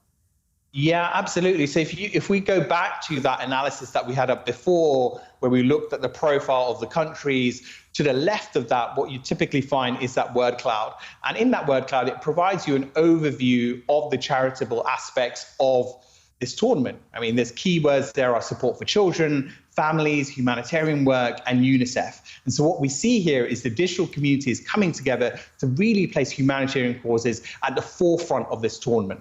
We know that sport can play a positive role in times like these, and it's really heartwarming to see the general sentiments across social media. If you look at the emojis, they really do range. So naturally, football is there, plenty of smiley faces, various country flags that are represented. But if any of the viewers are wondering, you may have seen a burrito emoji there in the middle. So you see a burrito emoji. Oh, yeah. Yeah, can you see it? Yeah, Yeah. so you've got a burrito emoji and the bowl emoji. Well, that is in relation to the Hans versus Magnus match, where they were both eating Mexican. I mean, Kaja, what were the odds of that happening? And that was a big online debate. Was it a taco bowl or a burrito? I don't know about you, but it's a burrito for me. Yeah, oh, I agree. Whoa, that's so cool. Samara, I have to tell you, I love these social media insights delivered by Meltwater. Thank you so much for coming back and giving us an update on what's happening on social media. Now, it's been an absolute pleasure, and I think just to finish up, I think this burrito insight gives you an insight into the shared experience of a digital community coming together as well. So looking forward to sharing more of these patterns as they develop throughout the season. Definitely, I'm looking forward to it. And the next one's going to be a major in the Meltwater Champions Chess Tour, so that's going to be exciting. Thank you again for joining us. Fantastic, thank you. Thank you. Well, one thing that we also love about social media is you guys sharing your selfies.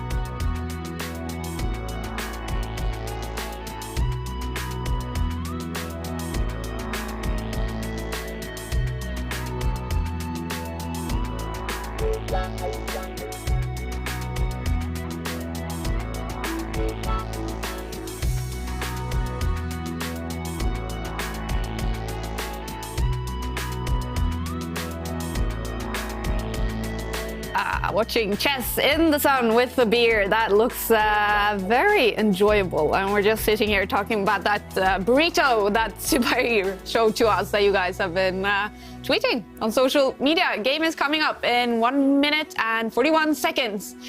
We're also doing the fundraiser for UNICEF, you guys, and we're so thankful and grateful for all of you donating. We have now made it to more than $102,000. Our goal is $120,000, so please keep on donating if you do have the opportunity to do that. You can use the QR code in the bottom. And we also have our auction, cctauction.com. Today we're focusing on that chessboard signed by world champion Magnus Carlsen, maybe, possibly, the greatest chess player of all time. And you can make a bid if you go to cctauction.com. Current bid, $2,550, is that correct? Wow. That is correct. And there it is. We have it in the studio. It's going home to one of you out there in the world. Make your bid.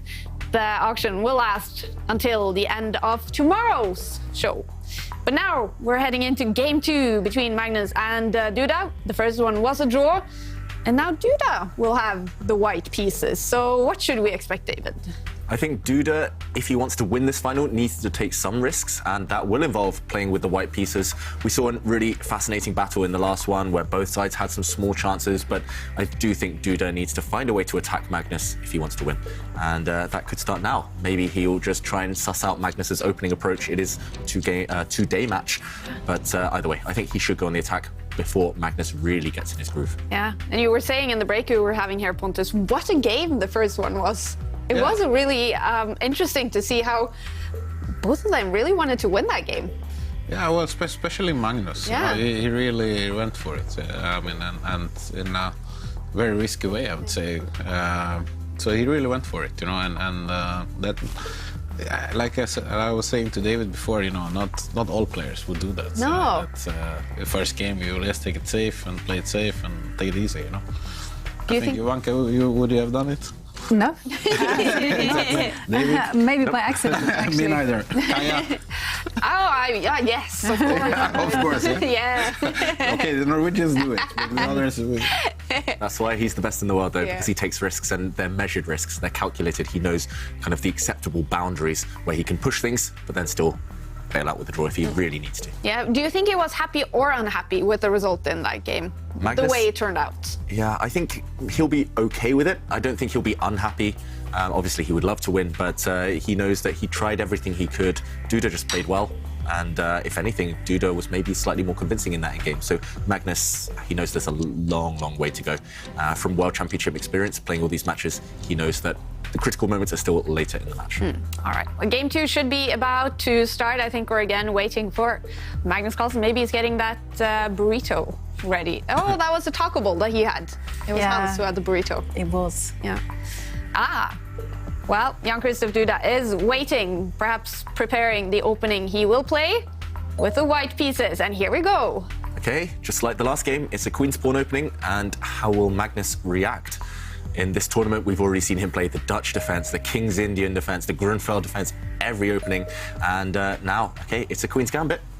Maybe the Netflix show inspiring the two players. Will we see the Queen's Gambit accepted, which means Black capturing this white pawn that's just moved, taking the gambited pawn? But no, the gambit is declined, and Magnus goes for the Slav. Laughing, meanwhile.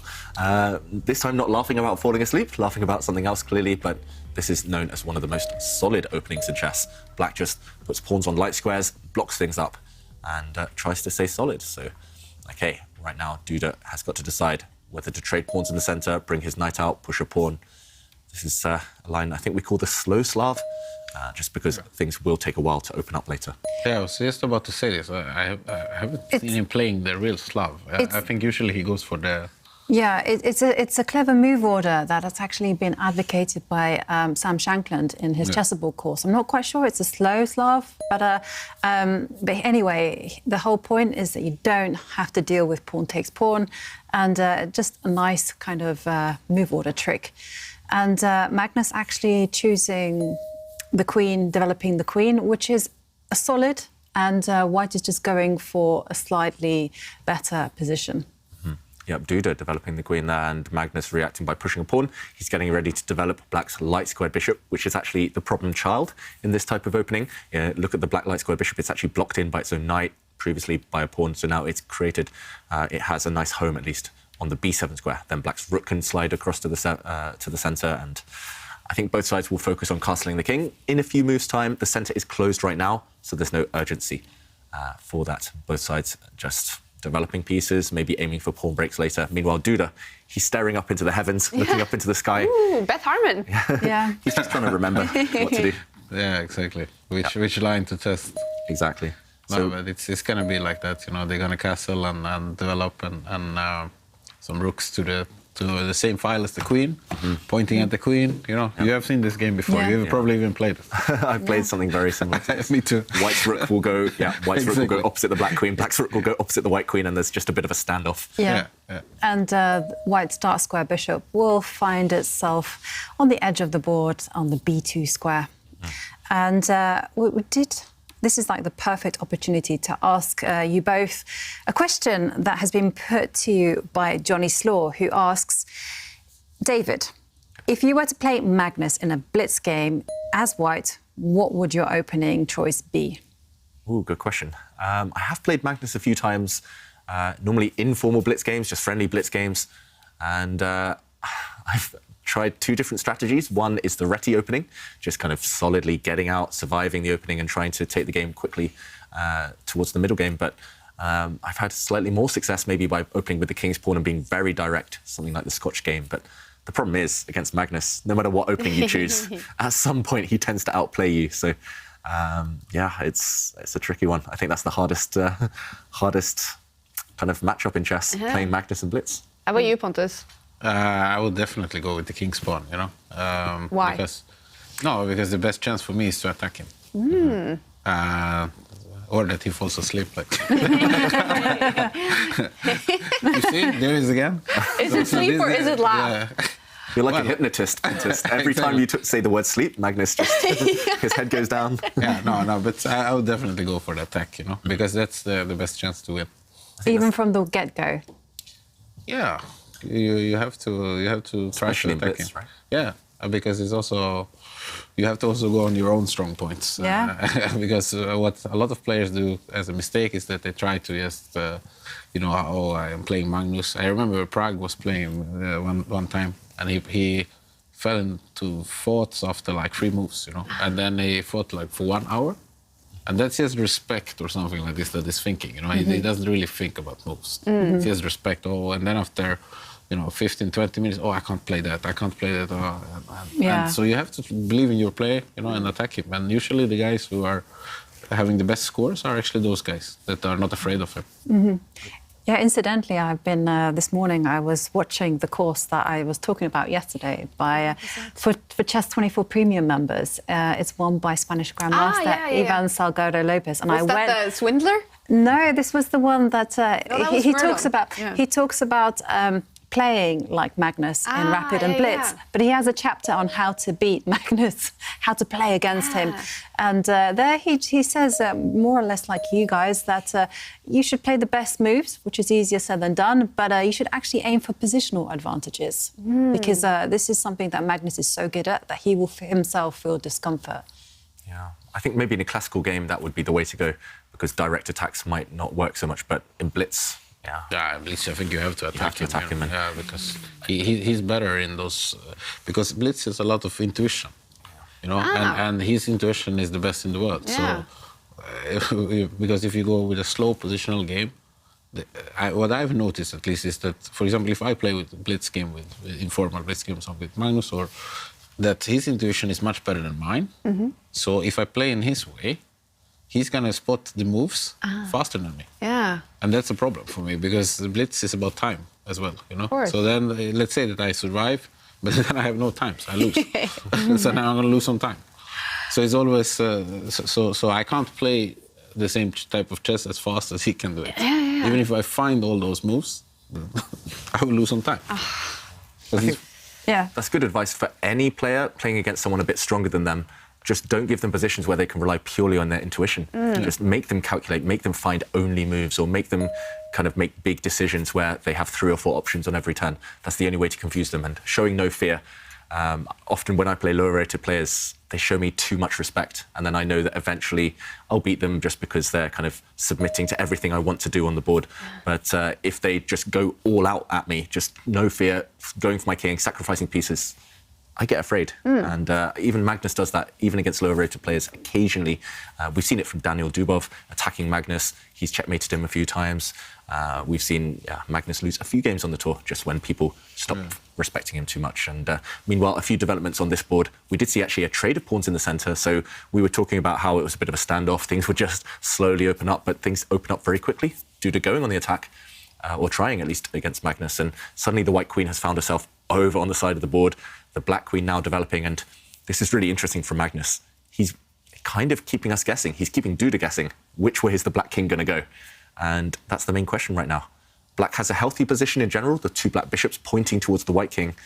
But if the black king goes over towards the white queen, whoops, you're going to walk into an attack. If you go over to the other side, it's maybe more open, but at least white has no pieces over on the left flank. So really kind of fascinating moment. I'm expecting Duda to think for quite a long time on the next 2 or 3 moves, just because he's going to be making a plan for if Magnus castles kingside on the right side, and also if Magnus castles on the opposite flank. It's going to get sharp. Yeah, and there is also a lot of interesting variations. So they are thinking about they have to calculate now, because the natural move will be to move the pawn next to the bishop, one square, and then try to develop the bishop. Because you need to develop your pieces, you want to get that one out. But then there is also some interesting ideas. Maybe you can go completely crazy with Magnus is always going to try to somehow sacrifice his G pawn. So this pawn he's going to try, because if that pawn is gone, you have a lot of pressure down towards Duda's king. Yeah. So that's what he's looking for, ways to do this move, basically. Yeah, so something like this later, just give up a pawn and try to attack the white king using some open lines. And I think that's the big question. And, OK, Duda didn't develop his bishop using this diagonal. Instead, he just planted it in the centre. Just a bit of a kind of stopgap move. Looks a bit strange to me. I'm surprised by that move. I actually was calculating what's going to happen after pawn takes pawn, which is like a very forcing move. And then, Black has some questions to answer. Where are you going to capture with the queen? Probably you're going to have to, and then the queen can get kicked around.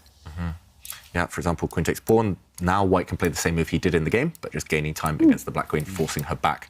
So interesting decision. It's funny, you guys were saying, OK, push this pawn or maybe capture this pawn. I was looking the other direction. I was thinking maybe bring the bishop out here. My other first thought was maybe bring the bishop out here, just to destabilize this pawn. And if the bishop is captured, then the white queen can actually capture the knight, attacking this rook and stopping black from castling, cutting across this diagonal. So castling would be illegal here. But so many tempting options. Duda chose maybe, I wouldn't say the least ambitious of them, but at least the least direct of all those options. White's bishop now on a decent square, and it's that question for Magnus. Do you castle this way and maybe walk into an attack because the white queen is over on this side, or do you be even more ambitious and castle on the opposite flank? But this is also risky, because suddenly white is going to be the one throwing pawns forward towards your king later. And with opposite side castling, it's just a race. Whose attack is going to be quickest? White can start that attack at some point by throwing pawns forward. Black as well, as Pontus mentioned, will start attacks by throwing his pawns forward, even at the cost of pawns, just to open up lines. And I personally want to see Magnus do this, just because it'll be so exciting for us sat here in the studio. But for him, he needs to weigh up the risk entailed. And it's not really a Magnus type of move to do that, right? No. To initiate kind of real chaos.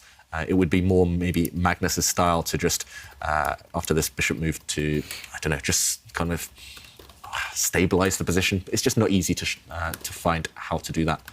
He would love to just trade things off and make it clear, make the path to a plan clear. But how? That's the big question. Black's king has to commit itself sooner or later. Yeah, that's not an easy decision, David. And whilst we come up with a solution, I wanted to show you a very cool selfie. And I love it when everyone tells us where they're watching the show from. And Saif Shikli is watching the games from an Iraq oil field. Ooh. And there he is in his uniform, and incredible stuff, Saif. So thank you for sharing how you're watching. And if you too want to send us your questions, your thoughts, your selfies, remember, take them in landscape mode, then as always, you can tweet us using the hashtag. And I would also like to ask you a question that Jane asks us. She says, I will be playing my first ever over-the-board tournament at my university. Any tips or things I should keep an eye on? Ooh, over-the-board game. So I'm assuming that Jane's experience has mostly been, I guess, online. The first thing I would say, writing down the moves can be tricky, something to get used to. Keep an eye on that clock. You have to press it rather than just automatic, like we see in online chess. Yeah, I would say after every move, if you have the time, I would try and do a quick scan of the board and blunder check. Just make sure that nothing is going to attack it. And just ask yourself, is this trade good? Is what I'm making good? And think about what your opponent wants to do. And if you can, stop it. Just visually, it looks different, right? A physical board compared to the online screen. So definitely double check things. Big difference, 2D and 3D. Yeah. So this is the thing that she needs to, before the tournament, she should play also some game with some friend or something. Yes, to get used to the difference. Because one of the biggest difference there is, David said, with time, that you basically, online, you can make quite a lot of moves in no time. You can even use this pre-move function, so you can make like 10 moves in a second. When you play live, you can really not do that. Yeah. So the time is actually a factor. And this is something that if you have played online a lot, this is going to be a shock when you get to a real tournament. And one other thing I just thought about, when you're playing online chess, you can kind of hover your mouse over every single piece. You can even click on it and try to make a move. On over-the-board chess, you cannot do that. Yeah. If you touch a piece, you have to move it. Exactly. So always good idea to... So you can't change your move, for example. No. Which you can do online. You can hover over a piece and then you change to another one. Yeah. I had a moment, because I haven't played over-the-board chess for quite a while. So I had a moment when Saad was practicing his chess skills against me, and I wanted to I picked up my queen, and I wanted to take it back, but I was like, no, I can't do that. It's not the etiquette anymore. So I just put it down. I just thought, okay, I have to stick to my move, even if it's a blunder. So you're cheating against the kids. Yeah. No, I didn't cheat. I picked up my queen and I was thinking, this is not a good piece to move. We have to tell Sam that you are not a good role model. One is cheating, so stay away. No. I did once try to take back in a simul and they went, no. I always allow take backs, but the kids, they don't allow me that privilege. And I thought, okay, fair enough. Well, talking about kids and online chess, we were talking about Chess to Change, Pontus, coming up on April 23rd, right? Yeah. We talked about it during the first game. It's basically teaming up business people, maybe in Silicon Valley, with kids and chess talents, basically, from Africa to play online tournament hand and brain. Super cool concept. And you told me there's actually spots available. Yeah, definitely. So if someone sees this program or has some friend who, from the business community, or it can also be, athletes or someone else, that, or just hobby players that are interested in taking part, then they can just reach out to us. They can always enter the website, businessmeetchessandkids.com. It's not that complicated. So then they can read more about it and they can just send us an inquiry. Because we still have spots left, So if someone wants to play, they can come. All right. So we have some information about this in the bottom of the screen. You can see right now. I'll add into that how businesses now can reach out if they want to join this fantastic event. So I'll guide them to the website where they can find information about signing up for playing this online hand and brain tournament with chess talents from Africa. Very, very cool initiative. All right, we do have some moves on the board. We do have a couple of moves. So actually, Magnus just pushed a pawn, so still delaying that big decision with the Black King, which he might have to make on this turn. But after Black just pushed a pawn, we saw a capture in the centre, one that Jovanka was advocating. And now, after a trade of one set of pawns, White's knight has just planted itself in the middle of the board. And this is a multi-purpose move. The White knight, if given the opportunity, might dart over to the left, start attacking the Black Queen. That could be very scary for Magnus to deal with. And meanwhile, still this big decision, which side to go with the king. And suddenly it's not so clear. The big question is whether you can even castle on this turn without allowing some nasty side effects, nasty kind of consequences. So right now, if we jump in, the big question is, can you castle? And okay, Magnus delays it again. I was going to say, if you castle on this side, the queen side, then this king is a big target. White's knight is going to jump over, attack your queen, attack this pawn as well. This looks disastrous for black. So this was not possible. But if you castled the other way, then suddenly there are consequences such as bishop takes pawn. I highlighted this concept, this kind of pattern a few moves ago. Again, this pawn is overworked suddenly. If it captures the white bishop, then the black knight falls, and suddenly, whoops, this king is just too open. We could see what we call a rook lift, a rook swing, just check. And this would be disaster again for the black king. So Magnus decided, okay, still delaying castling and pushing a pawn, taking this square away from the white knight, just covering it. But it's so slow, and Duda, okay, I was going to say there might be consequences, there might be threats, but he just reacts by pushing a pawn, getting ready to push even more and gain even more space. And still, that dilemma exists for Magnus. How is he going to get his king to safety? Neither side looks safe, and the longer you leave it here, the more risk you entail. So, I'm not envious here of Magnus at all. I think it's not his type of position. He's going to get attacked no matter what. And as Pontus said, that's a decent strategy against the best players in the world. Just attack them fearlessly, and even they do get nervous sometimes. Yeah. One of the things I kind of wanted to say, though, is that Duda's last move seems to me, I know it is actually threatening to push the pawn forward and attack the bishop, chase it away, but it does feel like it's a little bit slow.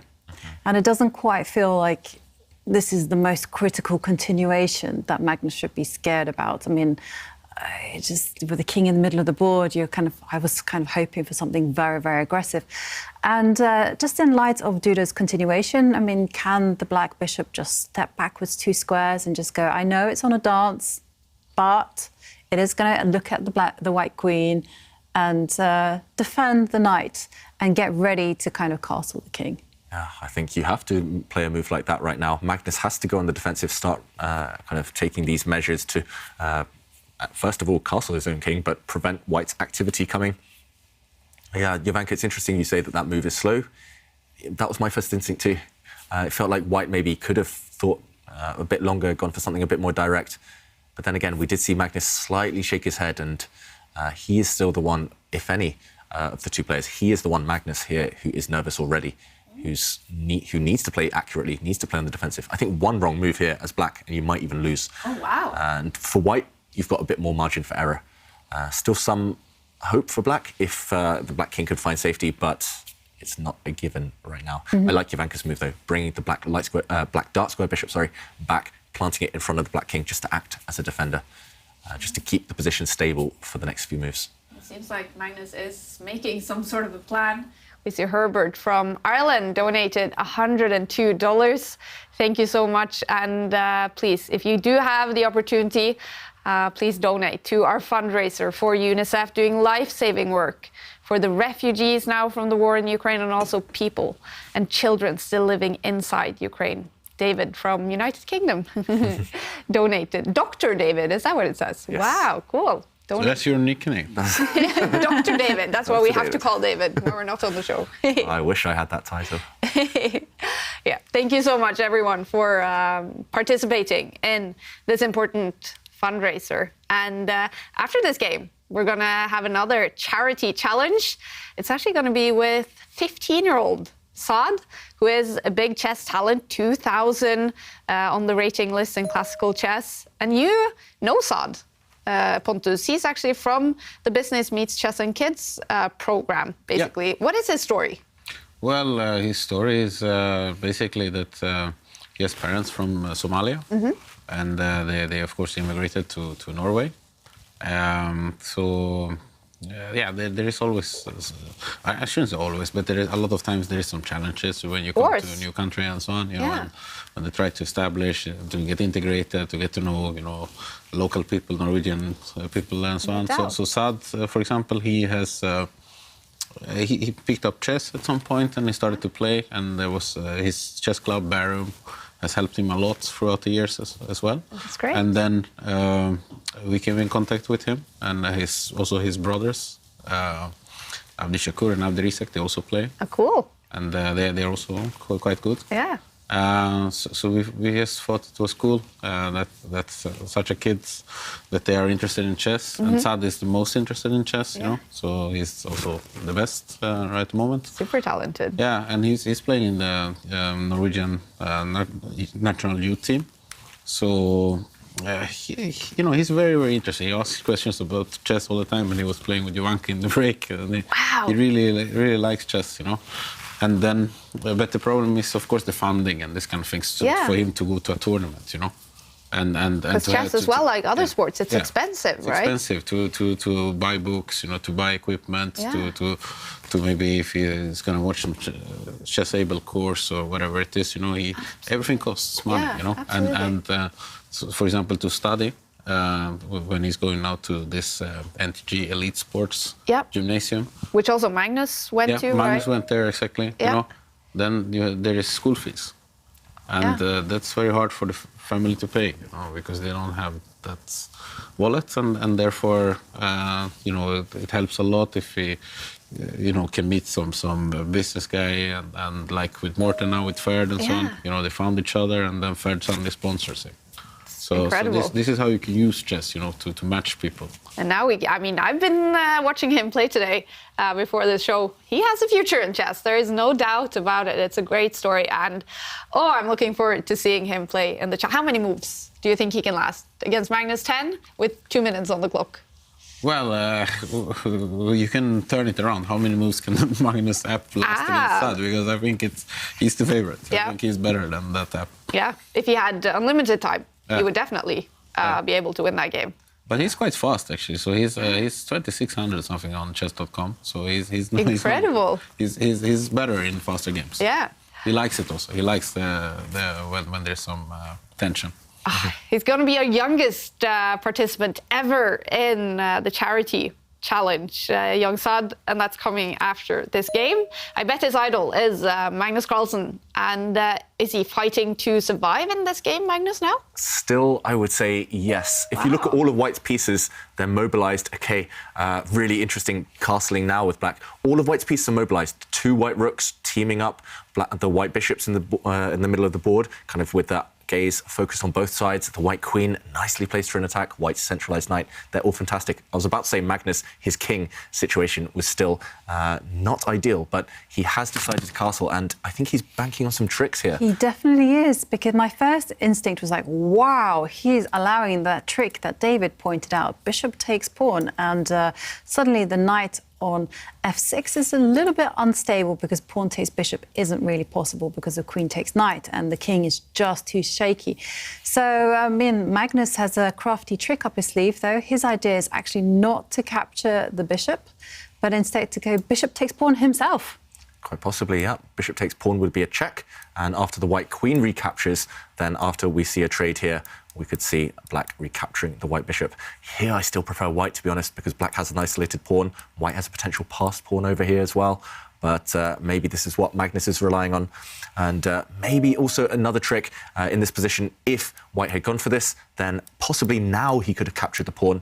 And when the white king moves, he could have either put his queen in the middle, offering a queen trade, or brought his bishop back. And it's very complicated. I think Duda just didn't want to allow this, an attack against the queen, attack against the knight. Therefore, he dropped his knight back. And in this position, after White's knight has retreated, there's one clear idea. Duda wants to break open the line towards the black queen, push this pawn forward. This is supported by nearly all of White's pieces right now. And Magnus reacted very quickly by bringing his bishop to the centre. It's something we saw Duda do, actually, in the first game, planting the bishop in the middle of the board, and now just trying to trade off pieces before it's too late. Note how, as well, this bishop defending the black knight. So that trick we highlighted of the white bishop taking a pawn is no longer on the cards. Black's pieces all defending each other. And what do we think? Magnus just about in time to protect everything. It feels like he was really playing with fire with his king, but now he's castled. Now he's at least ready, if needed, to trade some pieces. I think Magnus is okay again. Well, he's up a bit on time as well, yeah. So, but also I think Magnus is a really good defender. You know? Yeah. I've seen him play this bullet and blitz or whatever it is against Naka, And I'm rarely extremely impressed by something, but those games are very impressive because they play on only 1 minute and it's just seconds, you know. And he defends so well. The quality is still. Yeah, the quality is very high, and also many times he defends so well. And then usually Naka is the one who's losing the games because he gets angry and frustrated, and then he has to blunder something, and Magnus wins.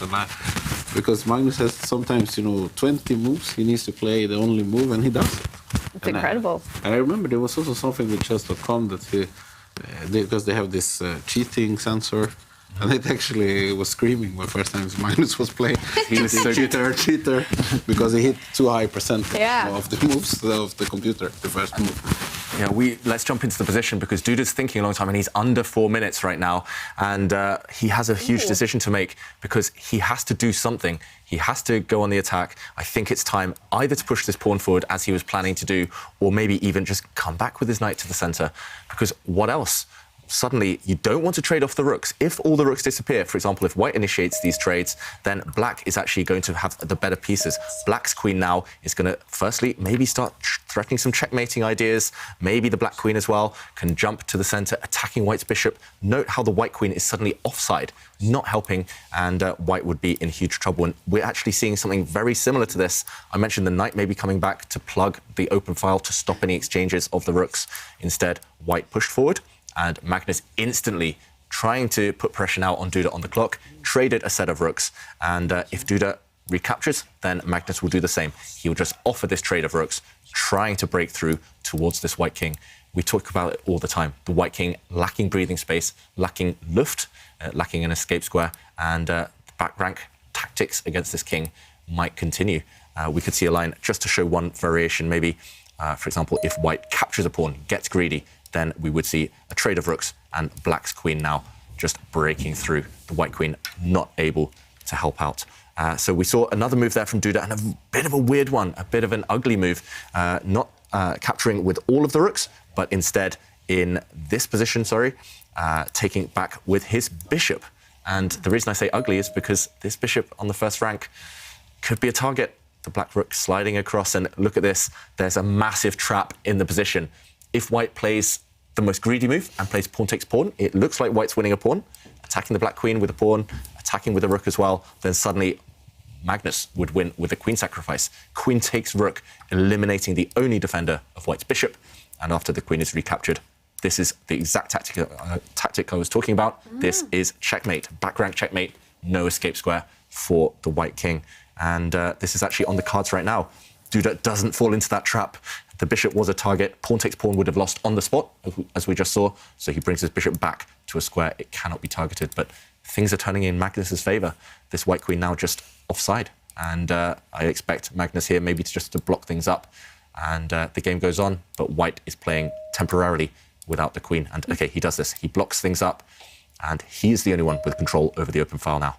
The bar is liking it for the world champion right now. Yeah, and Duda, many people will be asking what's happening here because he just pushed forward his protected pass pawn, the most amazing pawn there is. And what happens here? And he's just offered it up for grabs. I think Magnus actually kind of trusted Duda's bluff on the last turn. Duda pushed a pawn forward, attacking black's bishop. I think that pawn could have been captured safely. And that's just due to some back rank tricks, actually very similar to the ones I highlighted. So Duda gave up a pawn. I think Magnus could have just grabbed it, but Magnus said, no, I trust you. And now look at that black bishop in the corner. I talked about bad pieces, white's queen being a bit offside, but suddenly that black bishop, it's just a dead piece. It's a block of wood, and Duda shaking his head.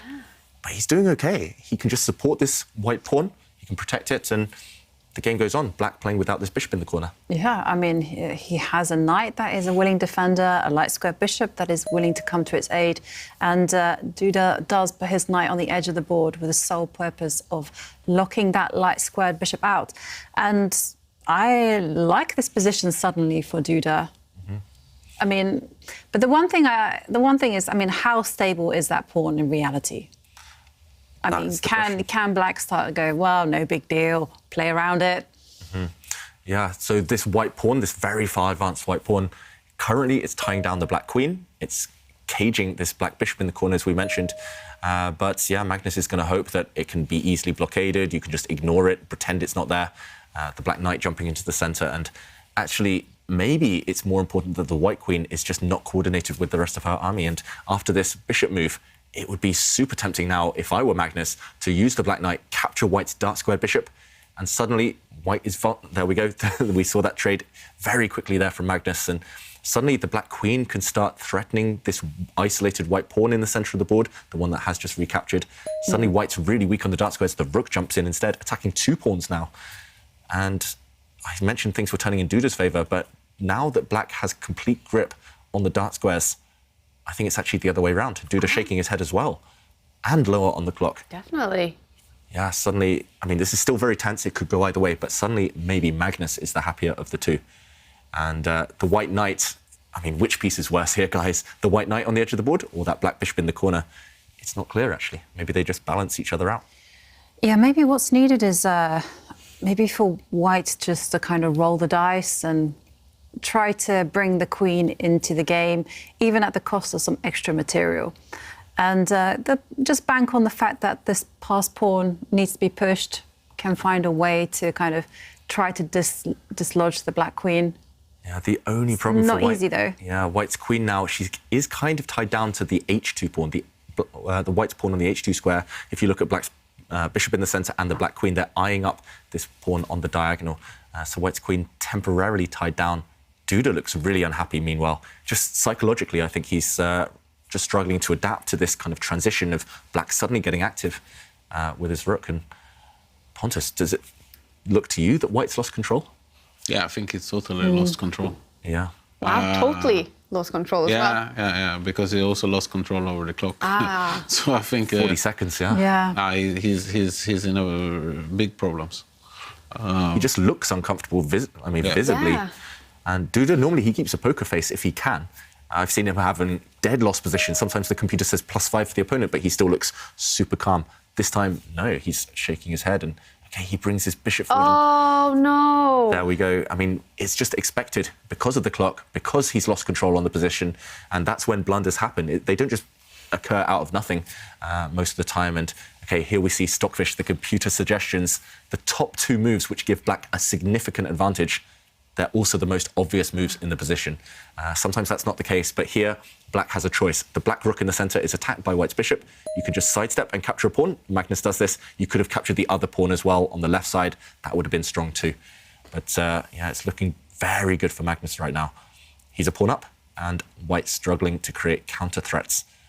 Any compensation here. Okay, the White bishop stepped back. That is a bad sign for Duda. And, okay, Magnus now, can he continue being greedy? If the Black Rook goes away from the centre, though, maybe White's Queen can re-centralise itself. He's relying on tricks to save this game. Magnus is a pawn up, and Magnus is completely dominant on the dark squares. Do you think definitely Jan-Krzysztof will lose this, with also 30 seconds on the clock? It's looking likely, but I mean, the win isn't clear cut, right? I mean, Magnus still has to put in some effort and try and find it. It all depends on White's far advanced pawn, actually. If you can ever dislodge the Black Queen and push that pawn, you might even win with White. But for now, that White pawn is under lock and key. And yeah, I mean, okay, Magnus does get greedy, as I mentioned, and now 2 pawns up for Black. How do you break through on the dark squares? That's a problem. Okay. White sidesteps with his Rook. Huge threat in the position. White, I mentioned the back rank checkmates against the White King. Now Black's King is the one threatened. White's Rook wants to step up to the top of the board, and that would actually end in checkmate because White's bishop covers the only escape square for the Black King. Magnus can deal with this, right? He can step back with his bishop, for example, the dark square bishop, block the White Queen's diagonal. Yeah, and unfortunately that was logical and very good. And now the Queen, I guess, has to maybe threaten something, maybe move the Queen to the edge of the, not to the edge of the board, to the middle of the board, and at least threaten a check. Yeah, the White Queen, as mentioned, needs to centralise herself. There we go. There was actually a huge threat, as Jovanka mentioned, the White Queen and Bishop lined up on the same diagonal, trying to sneak through to the Black King. That's just been blocked by Magnus's last pawn push. Suddenly, Black's King is super safe. And now here, I suggest, when in doubt, push Harry. I mean, and the thing is that I kind of want to activate the rook, but that's not really possible. But if you go into the corner, the issue still remains that the white king is potentially unsafe, can be vulnerable to a rook coming down to the first row, and that would be something that is called the back rank mate. Difficult job now. Yeah, and there was also one trick in the position. White to rook wanted to come up to the 7th rank on the last go, but it would have just been captured. And yeah, this one looking very one-sided traffic right now. Magnus, all he needs to do, bring the black rook into the game, back, and I can't even see a move for white at this point. No, he will stop on the c-file and then it's over. Yeah, you're right, Pontus. Just... And then he's just going to step up with the king or something quite soon. Yes. So I think this is... it's not very good for Duda. There's still some kind of tricks, you know, maybe there's the possibility of white playing bishop takes pawn. So I like your move of just stepping up with the king. That's a very Magnus move, stepping forward with the black king, just covering everything, defending everything. But instead, Magnus grabs another pawn. He's actually 3 pawns up. And have we just seen Duda resign? I think we have. Magnus takes the win. Wow. With the white pieces in game 2, Jan-Krzysztof Duda loses to world champion Magnus Carlsen, and Magnus is now up by 1 point, you guys, in the final, in the first match. And well, what a game, David. And can you take us through those decisive moments? Yeah, what a game. And actually, all the mistakes came in a quick flurry. Mistakes often come in pairs. One blunder often followed by another. And it was actually now that Duda lost control for the final time. Here, black is actually attacking these 2 pawns. We mentioned the momentum all in black's favour. But here, white needed to be super accurate, super aggressive. And maybe the best was to just centralise the queen now. Hit the black rook. And yes, you give up a pawn actually in the corner here. But after the white king moves, suddenly black is a bit stretched. If the black rook moves away, runs away, then now we could see real counterplay for white. And it's similar to the game, but I think just a better version. The rook could come in at some point. You still have to be a bit careful. Other alternatives would have been maybe now moving the king to the corner, but Duda, just lost too much time. He pushed his rook, he pushed his bishop into the center, he lost a pawn, pushed his bishop back, really not a great diagonal, lost another pawn, and as we saw, he tried to create threats, but they were all stopped. This threat of checkmate was prevented by a bishop retreating. This threat of checkmate was stopped by Magnus's pawn push, and nothing worked for Duda. And the reason he resigned, if we fast forward to the final position, is because he's simply 3 pawns down. Black's king as well, super safe behind its wall of pawns. Duda just running out of ideas, and Magnus taking the win. He's up by 1 point, Magnus Carlsen, and game 3 will start in about 13 minutes. Magnus will have the white pieces. Now we're going to focus a little bit on our fundraiser for UNICEF, doing such important work in and around Ukraine. According to UNICEF, more than 1.5 million children have become refugees because of the war in Ukraine. And we're now going to meet Victoria. She is a mother, and with her son, she has fled from Ukraine. So we are from Kherson. This is the region where it's in a circle of Russian troops, our whole town, and actually the situation is crazy there. We call friends, we chat with them. Fortunately, we have connection with them all the time, and so they share very, very scary things. Very scary things, because right now civilians are under attack as well, so everywhere, not only in Kherson region, everywhere, civilians, not only the troops, not only the strategic places, everything. They're just crazy, and you know the data about losses, right?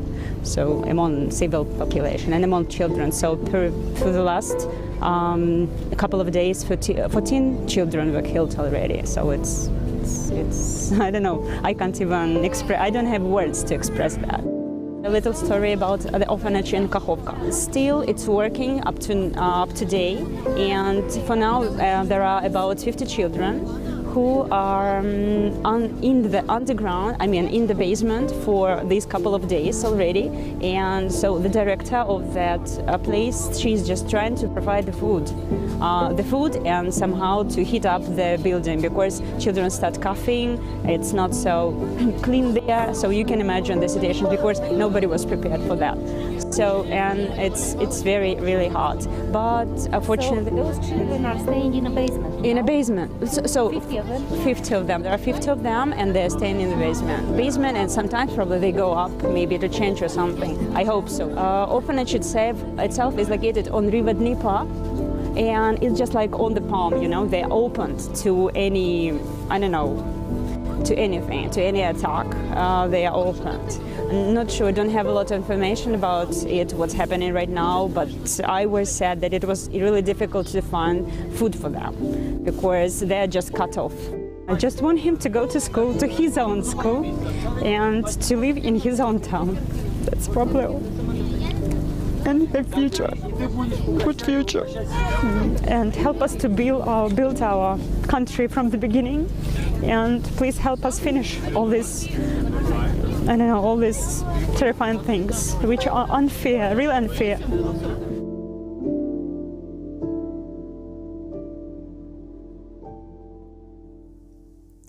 And I'm joined in the studio now by 15-year-old Saad and John from SEB. We're going to play the Play Magnus Charity Challenge to be able to fundraise some more money for UNICEF and their important work. And first, John, SEB, tell us, what is SEB? Yeah, so SEB is a Northern European bank established in Sweden in 1856, so been around for a while. Yeah. And also been active in Norway for over 100 years, which I represent. Yeah, and you're familiar with Business Meets Chess and Kids, Pontus's fantastic initiative. What is your history with this fantastic project? Yeah, we've been participating for 2 years now, and it's just such a great initiative. And Pontus is a great guy, of course. But, you know, there's so many win-wins, really. We can promote chess internally and externally, and we play chess with these super smart kids. Yes. And we connect with them, and hopefully, you know, one day they can even work in SEB. And, you know, there's a war for talent, and this is a great way to support and meet talent. And one of those super smart kids, it's you, Saad, and you have a great history with Business Meets Chess and Kids. You played in that program together with Morten from Ferd, and he was so impressed by you that he decided to fund your chess career, basically. What does that mean for you? Yeah, I mean, obviously it was very huge because I had never gotten a big opportunity as this before. Yeah. And we met at this tournament, we played and we did well. And then he was invited to my house where we discussed some things. And then in the end, he ended up sponsoring me, which I'm very grateful for. Wow. Incredible story. And now SEB and John is going to donate $100 per move that you last against Magnus Carlsen at 10 years old in the Play Magnus app. And are you a little bit nervous, John, that that's going to be a lot of money? Yeah, but, you know, I'm not really nervous at all. I just hope that Saad can show how great it is in playing, and hopefully we will be able to help Ukraine at the same time. So I'm just happy for this. Fantastic. And I know your rating is a little over 2,000 in over-the-board classic chess. I hear rumors. How much do you actually play online and rapid and blitz and even bullet chess? I play a bit too much for my own good, actually. How much is that?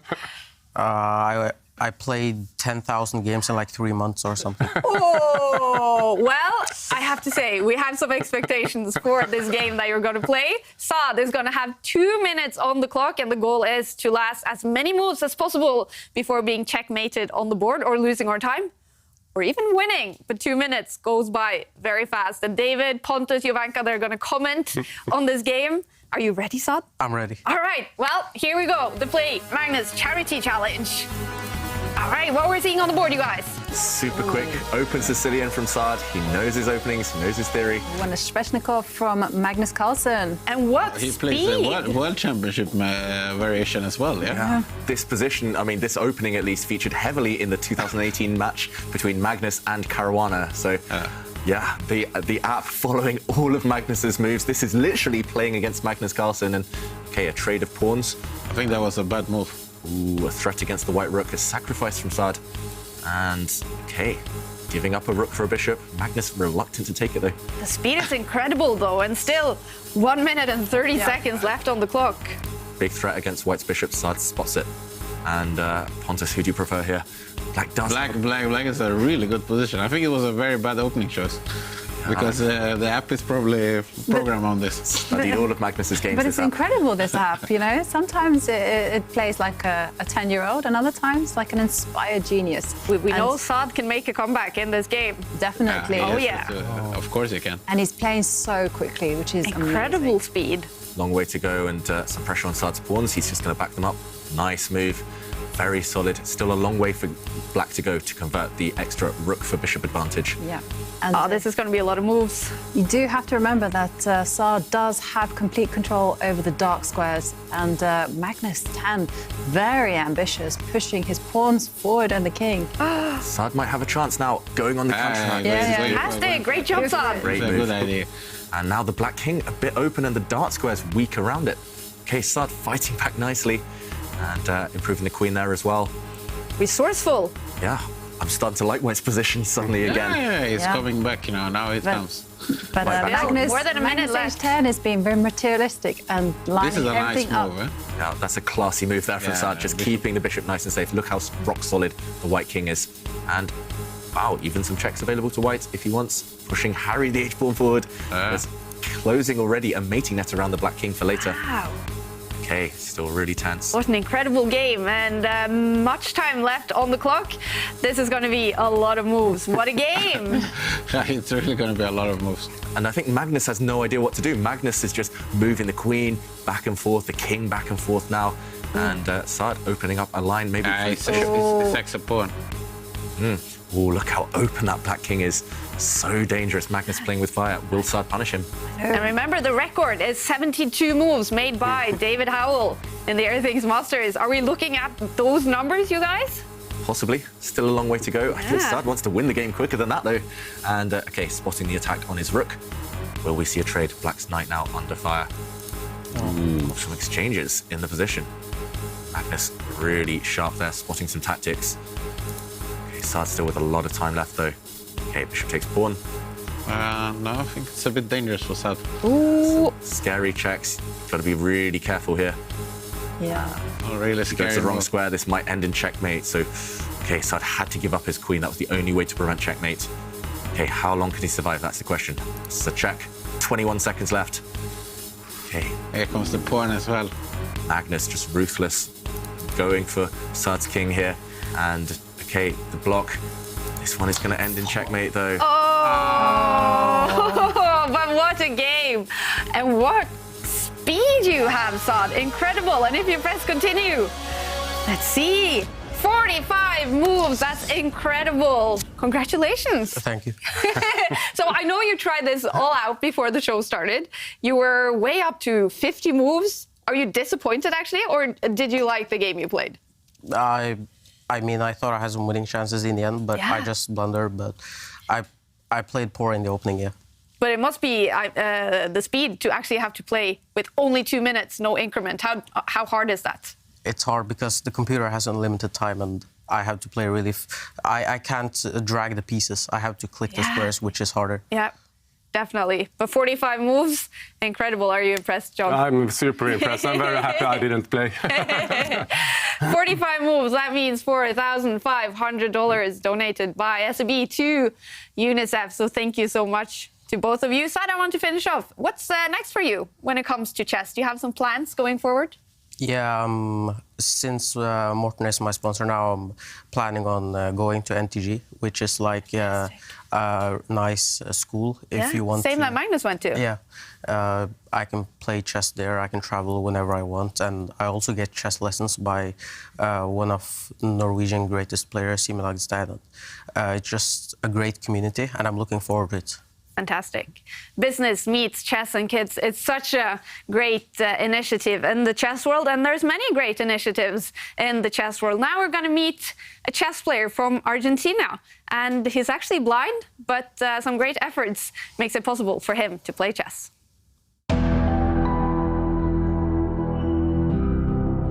Soy Gabriel Perrone, ajedrecista ciego, tengo 58 años, quedé ciego a los 30 años.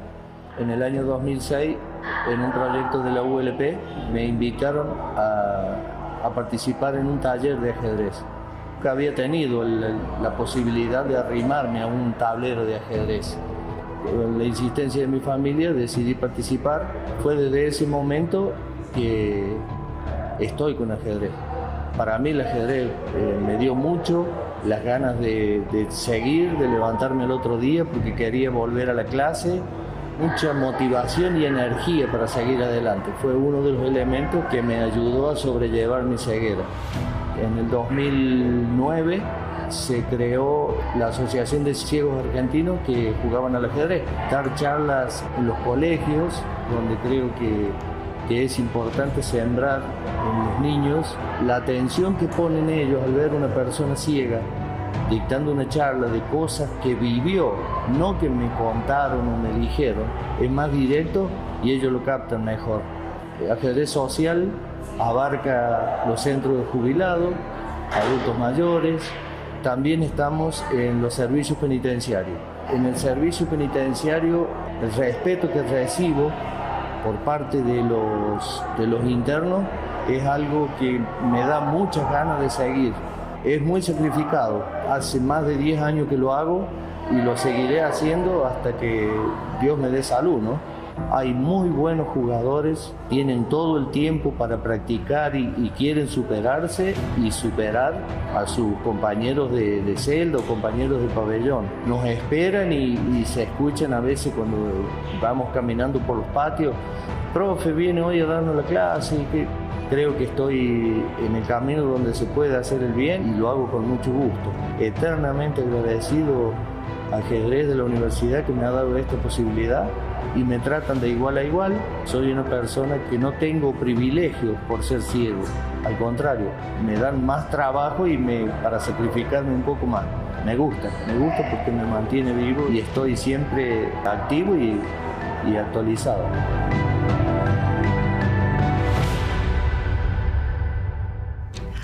What an inspiring story Gabriel has. The next game, Game 3 between Magnus and Jan-Krzysztof, is about to start. Magnus with the white pieces. If he wins that game, the match today will be over. Magnus will be up by 1 point in the final. And while we're waiting for him, you actually mentioned while we saw this video, Pontus, that there actually is a world championship for blind people in chess. That's incredible. How does that work? And I mean, there's probably super good players. Yeah, definitely. I mean, there's a lot of good players, you know, that also somehow lost their eyesight. But and also, I mean, we are all three of us are capable here of playing a game without seeing the board. That's true. Blind chess, yeah. Yeah. So we could actually do a game, you know, without seeing the board as well. That's true. Oh, chess, it's such a fantastic game. It's for everyone, and we just love that. Okay, and here we go. Game 3 between Magnus and Jan-Krzysztof. With a win, Magnus will be the winner of this match. And is he going for that win? Well, in order to try and get that win at least, Magnus is employing the English opening. And, okay, Black's bishop coming out now. It's actually... Just before this move, I was going to mention it's the 4-knight variation of the English opening, which you saw that earlier this tournament. The 4 pillars. 4 pillars, yeah. There's all the 4 knights developing themselves really early, and White's knight actually here for the second time jumping into the centre. And this isn't necessarily the most common move in this position. White's knight moving again. But the idea is that you kind of put some pressure on Black's bishop that's developed, and you don't really want to capture this knight as Black. If we see a knight trade, then White's pawns will only centralise themselves, and Black has to lose a bit more time.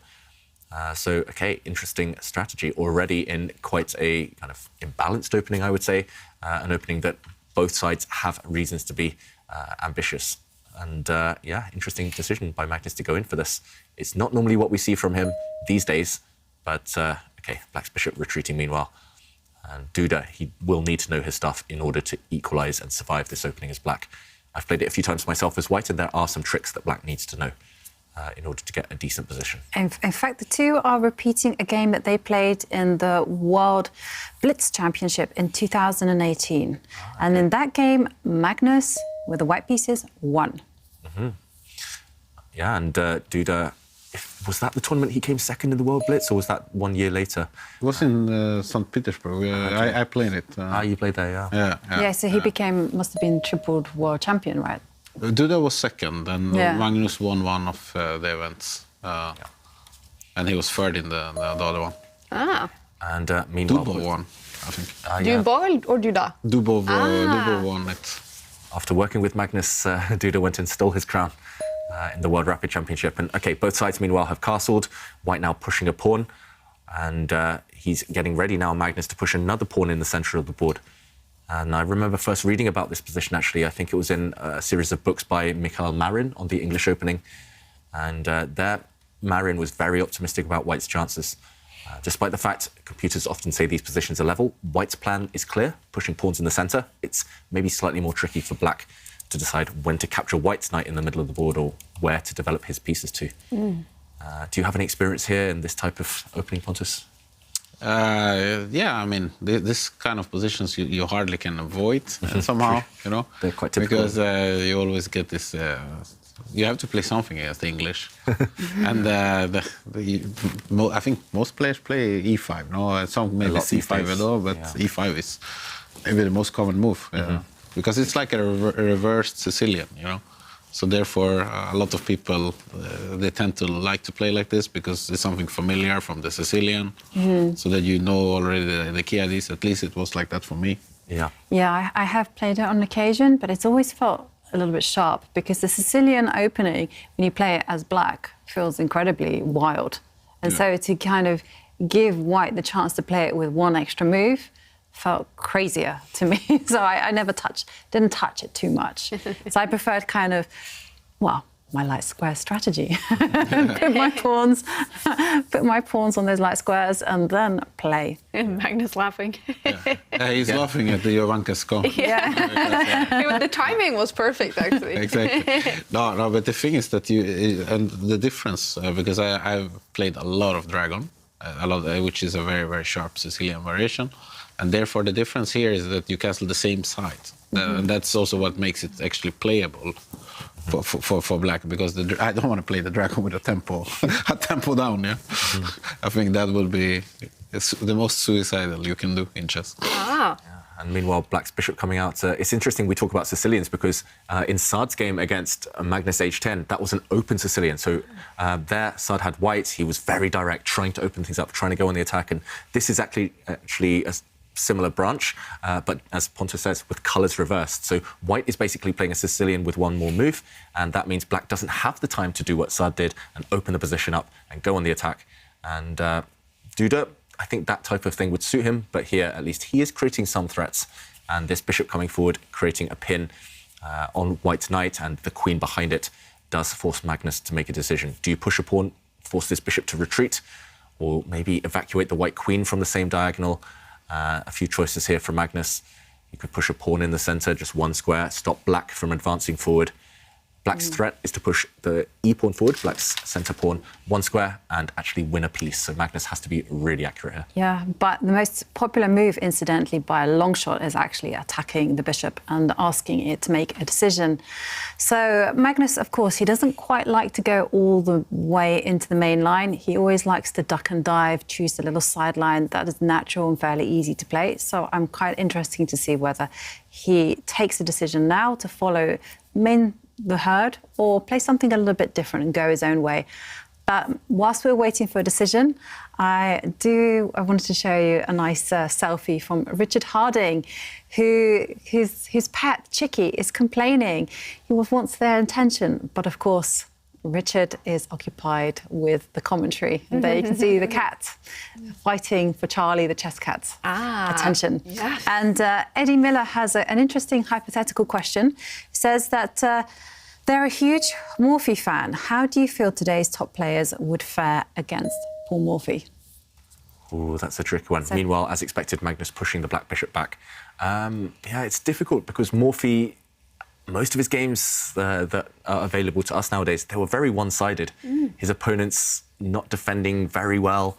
Often he would sacrifice pieces, and the best way to kind of rebuff the attack, refute it, is to not accept. But they would always, it was kind of a code of honor in the 19th century to just take pieces to allow your opponent to checkmate you, allow your opponent to attack. And yeah, unfortunately these days, all these top players that you see, they're fantastic defenders. And they won't even really let you attack unless, I mean, unless it just doesn't work. So Morphy would have to evolve and play a different type of chess, and he would have been really good, of course, but it's hard to say. And he would have played different as well, because it's like you said, because back then you were a coward, if you didn't accept the sacrifice. Really? Even if it led to checkmate or to you lost or something like this. So it was like the social code. You had to like more or less take it, even if you know that you will lose the game. And can you see Duda or Magnus or someone else doing that? No, there is no chance. Yeah. So Morphy, but he was very talented, And there is even some movie about actually poor Morphy called the Oprah game that is launched. So it's also. I need to put that on my list. Yeah, it's a really good one because we have a guy in the board called Ken Mask that is actually the director of that movie, and they've been worked with also with Spike Lee and with Monteros, so some of the really good ones. And it's coming out quite soon. Okay, so it's not out yet even? Yeah, it's not out yet. The Oprah game? The Oprah game, yeah. Oh, wow, I'm looking forward to that. Yeah. We all have to go to the movies together. It's going to be nice. Definitely. Yeah. We have Queen of Katwe as well, which is a great one. Have you seen that one? I actually haven't seen it, but it's on my list because I heard so much about it. It's a beautiful film. And it really is. You should go home tonight and watch it. Because I remember in 2010 talking to the journalist who actually wrote the book. And he was telling me about this girl who'd actually risen from the slums and was playing and representing Uganda. Is it a true story? Yeah, it's an absolutely true story. And he was following her progress. I hadn't even heard of her. And then afterwards, I met her in 2013. And I just had to say, Fiona, you are a legend. Wow. Absolutely fantastic, story. And she actually graduated now from university in the States because of all this. She comes from one of those areas in Kampala in Uganda, where you are working, basically. Yeah, exactly. So it's not exactly. We have some girls and some kids from that area as well. Yeah. But she came from one of the worst slum areas, so it's super poor, which you can see in the movie. And then she managed to because of chess, she learned chess. She got, people got interested in her. The media got interested in her. She had a talent, basically? Yeah, because she once started to win tournaments. Wow. So she came there actually just to get food because they had free food at the chess training.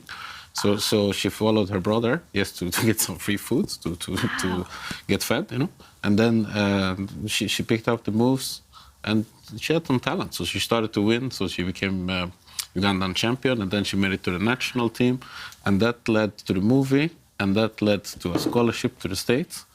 So she got a fully financed scholarship, and then she has now graduated and started to work in finance. And she also created her own foundation. Oh, what an inspiring story. Yeah. Oh, we have to invite her as a guest. That would be incredible to be able to talk to her. And talking about Africa and kids and also girls, that's also an initiative that you have in your business for chess and kids. Yeah. A special program for girls as well. What is that about? Yeah, we work together with Lighthouse Chess Club, which is a very progressive chess club from Kenya, and Jennifer Shahid, U.S. chess woman, and U.S. Chess Federation. So we work with them. So they're all partners, and then basically we have now it's like around 600 girls in total, from different countries. They're from Uganda, from Kenya, from the States. From Colombia, my native country. Ah, cool. And we have even from South Sudan. We have from Sudan, and then we have Malawi, Botswana. From different. So these girls, they meet up online. Yeah. So we teach them chess, but also a lot about. They can get a friend, so they interact over the countries, And then we also have this confidence trainings, and they also sometimes discuss food, and it's a very social program, So that's so cool to create those connections when they're young girls, to maybe be able to travel abroad when they get older, to go to school, or even excel in chess, of course. Exactly, and then they play games against each other. And they also exchange, knowledge and So it's a really cool thing, actually. It's called Cross-Culture Girls, and they also made a draw against Judith Polgar. I heard, in this game. So that was a huge for the girls. Oh, it's so inspiring, the work you're doing, Pontus. I love hearing these stories. We do have a few moves. Let's take a look at them before we talk some more about this. Yeah, we do have a few moves, and a couple of things have changed. And if we just jump into the position to catch up with what's happened, we saw here, white did indeed kick the bishop back. This is just very typical. I think 80–90% of the time, if your opponent creates a pin like this, just force that bishop back, force it to commit. The pawn stepped forward, attacking the bishop. Black doesn't really want to trade off because this would only help to activate white's pieces. The white queen now on a good square. So instead, Duda retreated, and Magnus said, OK, pins are just too annoying, and he broke this pin by pushing pawns. This has one downside, that you do slightly weaken your king, but after the bishop stepped back, he decided, OK, it was time to push another pawn, hitting the other black bishop. Every move from Magnus coming with a threat. And after this bishop stepped back, Magnus took the bishop pair. He eliminated one bishop, and now look at this one. He's traded one bishop off on this side. He wants to trade the other bishop off on the other flank. Magnus just playing a bit of symmetry here, a bit of mirror image. He's going to try and capture this bishop, and we might even see two bishops against two knights, one of the most hotly debated type of piece combos in chess. And it's not clear who this will favour. For example, if Duda just plays a sensible move, improves his rook, OK, he actually centralises his bishop, but this, I think, slightly favours white just because this bishop is so strong on the diagonal. But either way, we're going to see some fireworks about to happen because Duda did not allow this. He planted his bishop in the centre, and I don't think white wants to trade these off. If you capture the bishop, suddenly white's king is just too open. It's lost its defender. Also, an attack opened up against the white knight. So Magnus, he has committed everything already to trying to get rid of black's bishops. He needs to push his pawn forward and hit this guy, block any trades. This will result in, for example, Duda either stepping back with his bishop, keeping it safe, losing a bit of time though, or maybe this knight jumping out the way. I'm not sure exactly where, but for example, if it does jump out the way, yes, you lose your bishop, but you counterattack against the white knight. And this one, it's heating up, definitely. Wow. Magnus has spent a lot of time so far. Duda, I think he's done a good job of at least keeping this imbalanced because he needs to win one of these last two games. You told me the other day, David, but I forgot. In what kind of positions do you prefer the double bishops, and in what kind of positions do you prefer the two knights? If the centre is blocked, for example, if we see a trade here and then the centre just blocks itself up, then I think I prefer the knights. The knights are more flexible. They can, OK, we're actually heading in this direction. The knights can jump in any direction. They can jump to either side of the board. Look how blocked in the bishops are. This bishop now just staring at its own pawns. It's blocked in. And this bishop as well. It's going to take an age for that to get active. It's staring at its own pawn as well. So if the position is blocked, it tends to favour knights. If the position is open, for example, if these pawns all disappeared from the centre of the board, then the bishops have scope and they have kind of at least a lot more energy. So Magnus, note how he didn't block it up. He didn't block open the centre. He wants to open it later. And a small trick is that it looks like black's about to win a pawn, but after a recapture, black cannot get greedy and take this loose pawn because suddenly a discovered attack. The white bishop drops back, hitting the black queen, but also a discovered attack against the black knight. One of those two pieces will drop. So Magnus, using tricks, he's going to try and activate his bishop, maybe this way, or maybe dropping it back to evict the black queen from his half of the board. Yeah. And I was just going to say, in answer to your point, Kaja, is that whenever I teach chess or whenever I visualize chess, I always kind of visualize the pieces as kind of some olden day battle. Ooh. So like my bishops are archers. And so you would never have an archer looking at its own pieces. They need to work from above. They need to have that freedom, that space. That exactly. And rooks are kind of like your cannons, and then then you have your foot soldiers, and you're just the general there. You know, you're the mastermind. And knights are just like they hop over things. Yeah. So I always think of it like, look at what you got. Look what's in your toolkit. And it is, I mean, it's nice. I mean, this is going back to real basics and having fun with it and imagining things. But, you know, sometimes it's good to sit back and take that step back and just go, hey, what do I have? What does my position want? What did they want to do? And remember, you always have to give very specific directions. Yeah. OK, so now I'm imagining my bishops with... Yeah, you want to lengthen, and you want to lengthen the diagonal that they're on, because they need that clear path. They need that vision forwards and backwards along the diagonal. See, I love these. I bet you're using these as well, Pontus, when teaching kids chess. These ways of imagining the pieces as different things, maybe using names for them as well. Yeah, there are some because we donate equipment, and then we have also employ also a lot of teachers in the different countries that teach these kids. So in Africa, I actually had to witness, or I shouldn't say that, but I actually witnessed some of those stories, and it was incredible stories, that I can't even retell them. But it was about the lion and the king was lazy, or it was just incredible stories that they were telling them, and it worked. Inspiring the kids, right? Yeah. So because there was a class that they didn't know how to play chess, and after all those stories, after that class, everyone knew the rules. Yeah. So they work, because you just need something to hang it up on, so you have the knowledge. Cool. Yeah, it was really cool. Okay, I love this animal analogy, even better than the archers and whatever. So what would be like a bishop? What animal would that be? Like a leopard, bird, maybe? Maybe a bird. I'll leave it to David. Yeah. What is the most long-range animal? I'm thinking about that super speedy, the leopards. The cheetah. The cheetah. Cheetah. That's Jaguar. Yeah, because it can move quickly. And the rook can be the elephant, or maybe And maybe a rhino. Maybe it could be a rhino. Yeah, rook was a rhino. Ah. This was the thing. And then, the knight is a knight. Yeah. Yeah. Something that jumps, and then then it was. What's the queen? The lion? No, the lion. There was something with. The queen is a lioness, right? Maybe the knight is the lion. No, you have this jeopard that is more feminine. So that was like the queen. Cheetah.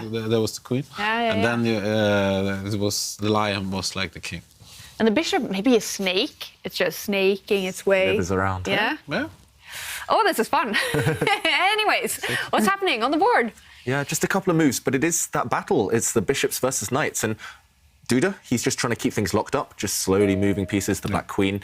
Wow, okay, Magnus really committing. I'm surprised about this one. He does block things up. I said that strategically, that is risky for white. Yeah. And there we go, the evaluation bar slightly in black's favour now. The white bishop's not happy about them. Yeah, I was expecting to just keep tension, like Queen E1 or sit and wait, transfer it to F2 or something like, just keep tension, But this is a very committal move. Yeah. And also, you can see this, that Magnus he's going all the time for this type of positions, with the two bishops.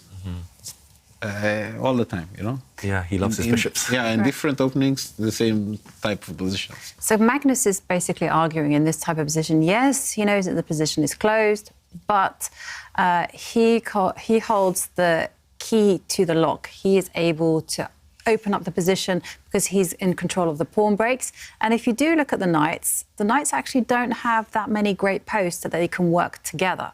There's one that I can see the square on h4. But there's not a second one. Just in front of the pawn there on the last rank. Yeah, definitely, it's heading there. But it's. Do you remember when we played this? I'm always going back to this Poland. Yeah. Okay. But Abdusatrov, that one. Also, I was talking about 16-year-old kids. Yeah. Or 17, yes. But he played similar positions all the time. Really? That was, it was this type of position. It was also the English opening, but a slightly different branch. But it was purely because of that opening, actually, the bishop versus knight combo, that he won the World Rapid Championship. Wow. He won all games like this, He just took the bishop pair, played really fast, and then locked up everything, and then just started to attack them. He didn't mind blocking things up, even blocking his own bishops, just to take squares away from the opponent's knights. And I think with the English opening, he beat, was it Magnus, Nepomniachtchi, Aronian, Gelfand? He beat them all in similar situations. Similar way, And he also said later to their press that he had prepared this before the tournament. So maybe Magnus taking inspiration from Abdusatorov. How cool is that? Yeah, and Magnus was sitting just a couple of boards away every time, so he would be well aware of some of the plans, some of the concepts that Abdusatorov was showing. And Jovanka's right, the knights right now at least don't really have access to good squares. So interesting. Do you guys have a preference in general, knights over bishops? I know that, for example, we talk about Vichy Anand, the world champion. He loved his knights. Bobby Fischer preferred his bishops. Judith Polgar also liked knights. Yeah, really, I like my bishops because I find that they're simpler pieces. And especially when it comes to time travel scenarios, I always forget those backward knight moves. And before I know it, the knight has kind of given me a very crafty check.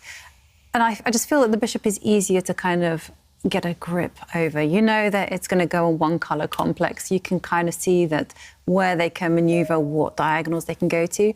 So I'm a bishop person. What about you, Pontusson? Well, I think it depends so much on what position. You know, if it's like you said before, if it's open, you know, you like the bishop pair. But if it's closed like this, you know, you usually like the knight. But Abdusattor played in this fashion, you know, and I thought it was very interesting the way he played, you know, and also how successful he was. He beat all the best players, you know, with this way. So I think this is definitely, and this is when they talked also about Morphy before, you know, this is also a modern thing. Yeah. No one would ever, I mean, if you had the old days with those dogmatic guys like Tarash and so on, you probably would have get shot, you know, if you would suggest something like this. To close the game, you know, and play with two bishops, you know. They would have thrown you at least out from the chess club. Yeah. They would say that you have no chess culture, no chess understanding. You don't understand anything, so you get out. But it wasn't just Tarash. There's many stories about Botvinnik throwing out several of creative grandmasters. I think Krasenkov was thrown out. Yeah. Too creative, you have to follow all the rules. Yeah. They had like, there is a completely dogmatic book called My System. Okay. And where they actually, Nimzowitsch wrote down, you know, his rules. And if you didn't understand those rules or thought, or even question something, you know, you were dismissed as a complete idiot, so you get out, you know. So basically, and I think that's also a reason why modern players are also stronger, of course, because people are, you know, questioning everything. Yeah. But back then, you know, it was not really in the place to, okay, excuse me, Mr. Nimzowitsch, get out. Yeah. You know? I kind of wish I was able to experience that time with these strong personalities that I envision in these chess tournaments and chess clubs. Yeah, he actually used to step on his head, you know, because during the games sometimes, because he thought that you can actually think better if you have more blood in your brain. So he used to do just headstands? Yeah, sometimes. Wow. You know, so I mean, not all of his ideas were great, but would you dare to question him? No. Because you still want to finish the tournament. Yeah, absolutely. I love these stories. Great personalities. And Tarash, was he Polish? Yeah, I think he at least spent most of his life there. Yeah.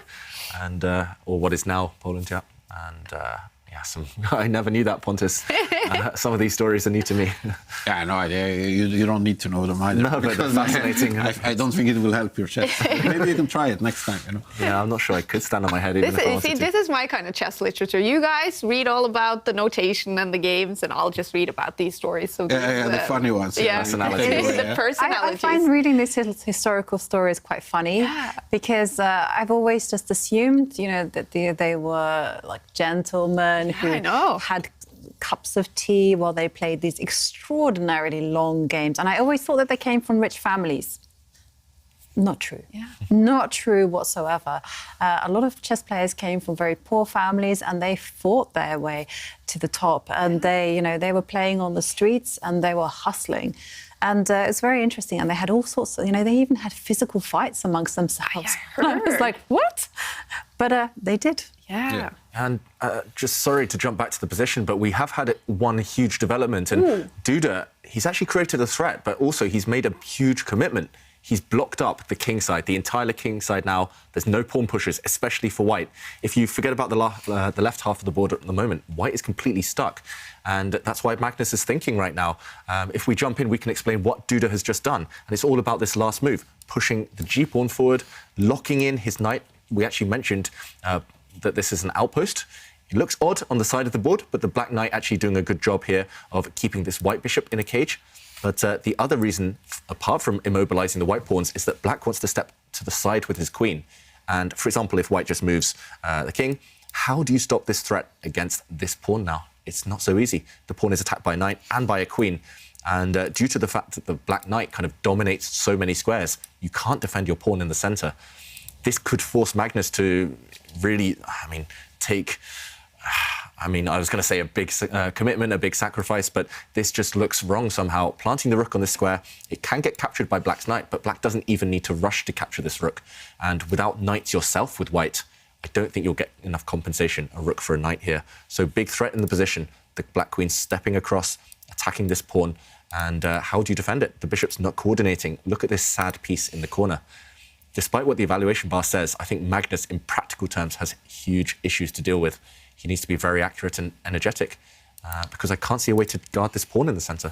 But could you kind of take inspiration from other positions where you have a double pawn and you just let it go? And you just say, okay, I'm not going to defend this pawn. Because if you think about it, there's going to be a trade in the position and suddenly the light square bishop will have some squares.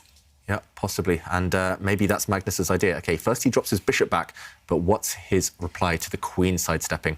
How are you going to give away this pawn, Jovanka, defend it twice? I was actually thinking of Magnus's move, and the idea being that you then just step back with the queen to a dark square, and then the idea is after knight takes pawn, you don't capture that knight, and instead you capture.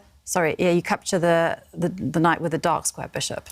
And after that's been done, hopefully you have a nice square on the f5 square to put a rook on the board. Yeah, you can use this square as a launching pad, maybe. It's still super complicated. It looks quite good for white here, but the black knight could maybe jump in. So just trying to destabilize your control of this square. It's so complicated right now. From a strategic point of view, it looks like Magnus might have to sacrifice a pawn, but does Duda really want to take it?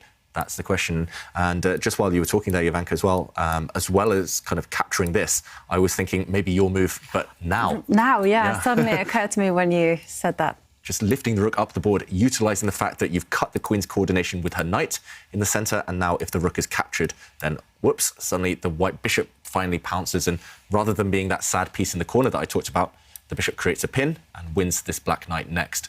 And if white gets 2 bishops for a rook, white is just winning. So there are some tricks in the position. It's getting really sharp and tactical right now. And if Duda plays this move that we're expecting, bring the queen across, Magnus might have to find an idea, a flashy idea like that one, just to make sure that he gets enough compensation for the pawn that's about to drop in the centre. Bishops versus knights. We're learning a lot already. Instructive stuff. What do you think the result will be right now? We know that if Magnus wins this game, it will be over. He's going to be the winner of the first match. I'm hesitant to predict anything here. I think it all depends on the next 5-6 moves already. It's quite a critical moment. Pontus, if you had to predict. Yeah, because it's also this how Duda wants to go on with this, Because either he can really go for this. The line we showed, something similar. But which looks a bit dangerous also. Or he can try for his last game with the white pieces, Because he can just play f6 or something and just sit. And I don't. After f6, what can white really do? That's a good point. So if black just kind of fixes the structure, just sits and waits and does nothing, maybe white doesn't have a plan to improve. Yeah. Maybe white is relying, Magnus is relying on Duda actually getting ambitious and doing something in order to try and win. Yeah, it's a little bit like when you play soccer, you counter-attack. You basically just let the other team, have the ball and you counter-attack. Yeah, that's a bit like how Magnus is playing right now. That's a really good analogy, actually. He's just letting Duda dance around with the knights, dance around with the queen, create some threats, but he's just sitting and waiting for his moment to kind of get the ball back and go on the counter. And, OK, black's knight jumping in. I don't think white wants to part with his dark squared bishop. I think white's dark square bishop is going to move away from the threat of a capture. Duda, meanwhile, slightly shaking his head. Maybe his idea is that once the white bishop moves away, the black knight's going to go back where it came from and, just like Pontus said, just maintaining the status quo, not doing anything. And maybe that makes sense because you do have a white in the final game of today. Exactly. I think he's shaking his head because he can't win, But I would expect him to, well, with Magnus, you never know. You saw how he played in the first game, so you never know. But But it's not a bad result to just repeat the moves and take next game, because I don't think Magnus' strategy has really worked out very well here. What would you do if you were Duda and you see Magnus is down on the clock, 2.5 minutes? Would you take risks, or would you just get out of this game? And But I was going to say, Magnus beat me to it. I was going to say, you know, you can kind of invert the move order though, and do as Magnus has done. Retreat the queen, and now you have the idea of dropping the bishop back. And maybe Duda has to go for this plan that Pontus mentioned, just sitting and waiting, and he's doing that with his king. The white bishop retreating now. And if you keep your black queen where she is, you can always recapture. If white ever gets tempted to take the black knight on the side of the board, you capture back with your queen. You don't want to take with the pawn, you want to take with your queen, and still pretty solid. White cannot really challenge for the dark squares once he trades off his dark squared bishop. And Magnus, I do like the fact that he just showed he's not willing to go for the draw immediately. He doesn't want to repeat the moves, but still going to be hard for him to break through. Look how blocked it is now, the pawn structure. It's hard for white to push any pawn. The only pawn white can ever push is the B pawn. He has to arrange that, though. It takes a long time to do. But he might go for it. You know how he is. I think he's going for it. He's a probably maximalist. rook A1. He's going to the rook to support the pawn, and then he's going for this. You know, probably because he seems to be in fighting mode. You know, today. So as we mentioned, white's only possible winning plan is to push this pawn forward at the right moment, but you need to defend the pawn next to it first by shuffling the rook across, eventually pushing this pawn. Even then, you need to decide what to do afterwards with your pawns. So it takes a while, but meanwhile, Duda, he's retreating his knight this direction. Okay, maybe Magnus can build up for this pawn push later as well as this one. Magnus is the one with the kind of cards up his sleeve later. Sometimes he can also push the pawn directly. Yeah, that's what I'm saying. You can just. I was thinking. And because you can't take the pawn out on the edge there. So, well, you can do it, but then you have to protect it with the other pawn. This is only going to end badly for black. But it looks badly. Looks very badly. Wow, Magnus really going for the win. Not happy with the draw here. In this position, the black knight didn't sideline itself. It would have been on a really bad square there. It retreated, and Magnus trying to open up lines, pushing pawns. It looks odd to kind of trade off black's doubled pawns here, but the whole idea is to open up lines for your pieces. And I mean, firstly this one, but also I'm slightly tempted. This is a typical idea in what we call the King's Indian opening, to push pawns forward, to open up maximum lines for your rook later, for your queen. And wow, could we see this from Magnus? Is he going to capture this pawn? The standard reply, the evaluation bar shooting up. Maybe white can push forward here as well. I love your idea, David. I think it's great. Because otherwise, if you go pawn takes pawn, well, you know, the black knight can just hop back into the original square and still hold everything. And you've called it, David. It's on the board. Yeah, and this is an idea borrowed from a similar opening, a different opening, and that's where pattern recognition comes in useful. The whole idea is just to open up this line for the queen. For example, if black, who is a pawn up right now, captures this guy, then suddenly after a trade, white's queen pounces, and she's going to win the game. She's attacking these two knights. She's attacking some really important pawns as well. This guy, everything is falling suddenly in black's camp. And look at the black queen, meanwhile, offside. Not participating. So this is his idea, you know, to just get the queen completely offside. It's quite, you know, Magnus is very, very deep in his strategy, you know. So he sees these kind of details that are. David and me and Jovanka, we also see him, but one move or two moves later. and that's usually the problem, you know, when you play with someone who's stronger. We only see them once Magnus is about to beat us. One move later. Well, that is why he is world champion, and this is super dramatic for Duda. He cannot lose this game. If it does, the first match will be over. Magnus will be the winner, and that means Duda will have to win the match tomorrow to take that one to tie breaks and have a chance to win his very first tournament in the Meltwater Champions Chess Tour. And remember, our signed chessboard by Magnus Carlsen is up for auction on cctauction.com. That auction will close tomorrow, but this is super popular, this chessboard. And all money goes to our fundraiser for UNICEF. And look at the bar, over 2 pawn advantage now for Magnus. Yeah, I'm surprised it's that high, but maybe the position is just directly very strong. And Duda, with his last move, apart from re-centralizing the black queen, we mentioned she was offside, he is initiating a bit of a threat. Black's knight on the e-file wants to capture one of white's pawns in the center. If you look at the queens, they're on the same diagonal, so actually white's central pawn is pinned, and we're about to see that idea in action. White capturing a pawn there. You can't allow the white queen to come up like we showed, to the 7th rank. The white queen will just do all the damage. So black's knight now needs to jump out the way and capture a pawn. I'm hoping that we see it, so Duda can just show off a little tactic there using a pin. But how good is this trade? Because it does feel like the position is opening up. And what does white have? Bishops. And also, if you do go knight takes pawn, there's also pawn takes pawn. The rook suddenly springs into the game. OK, well, we're definitely going to see all this in action. What is Magnus going to play? He has to do it, because there is also a fork, that he's threatening. So that's also something that he's after. But it's Magnus also a counter, I think, to that fork. So it's really tense now. It's really tense. Yeah, the white queen could move as well right now. So we should mention the black knight is poisoned. You cannot take it because black's queen would go and capture the white queen. So a small trick from Duda, but it's not going to save him. Magnus with a lot of tempting moves right now. If you move the white queen, the black knight really has to jump out of the centre, as you guys mentioned. Also, white's far advanced pawn can go and capture another black pawn. It's like dominoes. All of black's pawns are suddenly falling. But still, black is trying.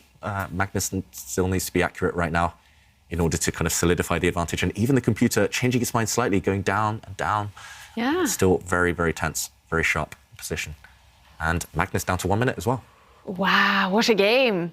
This is game 3 in the first match, you guys. Magnus Carlsen thinking he is about to tick under 1 minute on the clock, and that's when the drama really starts to happen. But I have to say, it is Jan-Krzysztof Duda who looks the most worried to me.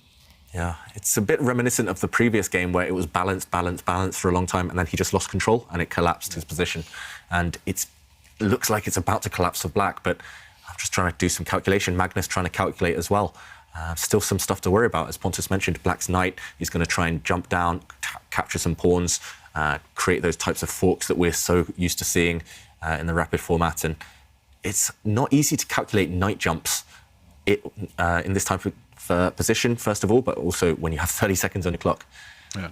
Now, I suppose there is, a very strong move here, but it's probably a typical computer move, because you really have to calculate all this. Wow. He played this move instead. Yeah, and Magnus raised his eyebrows. You were surprised by this, Pontus, just pushing a black pawn. Yeah. Looks like it doesn't help the position at all. Well, it helps time-wise. so I think that... No, but this idea also that he used, even Nimswitch and those guys would approve of that. C5, Magnus actually running down to 20 seconds on the clock. And now, how are things? I think they've kind of clarified a little bit, and black is holding the piece formation tightly. And it's just, there's no easy way to break through. Although white does have a very, very scary pawn sitting there on the c7 square. I think the bishops are coming now, and this looks bad for Duda.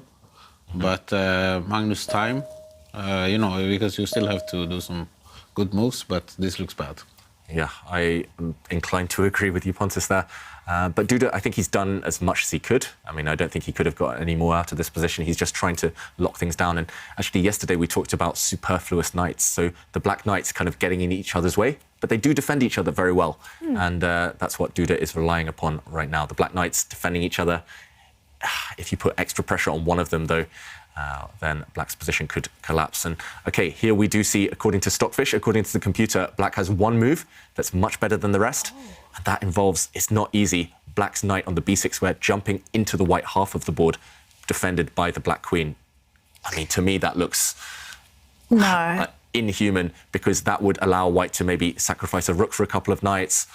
I don't think Duda's going to find that one. Every other move gives white an advantage. Black's second best move there, according to the computer, is to retreat the knight in the centre of the board, back to the f8 square, near the black king, near the black queen. There is the rhyme, knight on f8, there is no mate, so that would have some sense behind it. But that also looks really passive. And retreating knights, as we mentioned previously, backward knight moves are some of the most difficult moves to see visually in chess. Yeah. If that knight had a destination, if you could foresee something, then I think that the knight maybe could move. But the fact that they just look like random knight jumps, I don't think Duda will play it. And he doesn't. He instead pushes his pawn forward, which to me was the first move that I looked at. But I thought, not sure, because that pawn looks like it could be caught It just gets captured. And actually, that pawn push for black was the third top computer choice. But we did see that this does favour white now. And white temporarily one pawn up. Black's idea, though, is that he's hitting the white bishop. And now the connection has been cut between white's queen and the far advanced white pawn. So Duda is hoping that he can pick off this pawn right now. How can Magnus deal with both of those threats simultaneously? There's so many tempting moves on offer. You could move that bishop. You could even bring your rook across, attack black's knight. You can move the white queen. Lots of choice. And 14 seconds, it's not easy to make that decision. And he captures this black knight. There, yeah. Wow. This is a very interesting move. Yeah. So he gives basically up the... He gives an exchange. So he's going to try to play the pawn to protect his other pawn there, the passed one, and then he's gonna try to play in that position. But it's very that's a decision. Committal. So that's a commitment, you can say. It's a hard. It's a very committal. He's gonna do probably the queen move first. No, he can do this. He just defends his pawns. Yeah. So Magnus, he's banking on those two far advanced pawns. Exactly.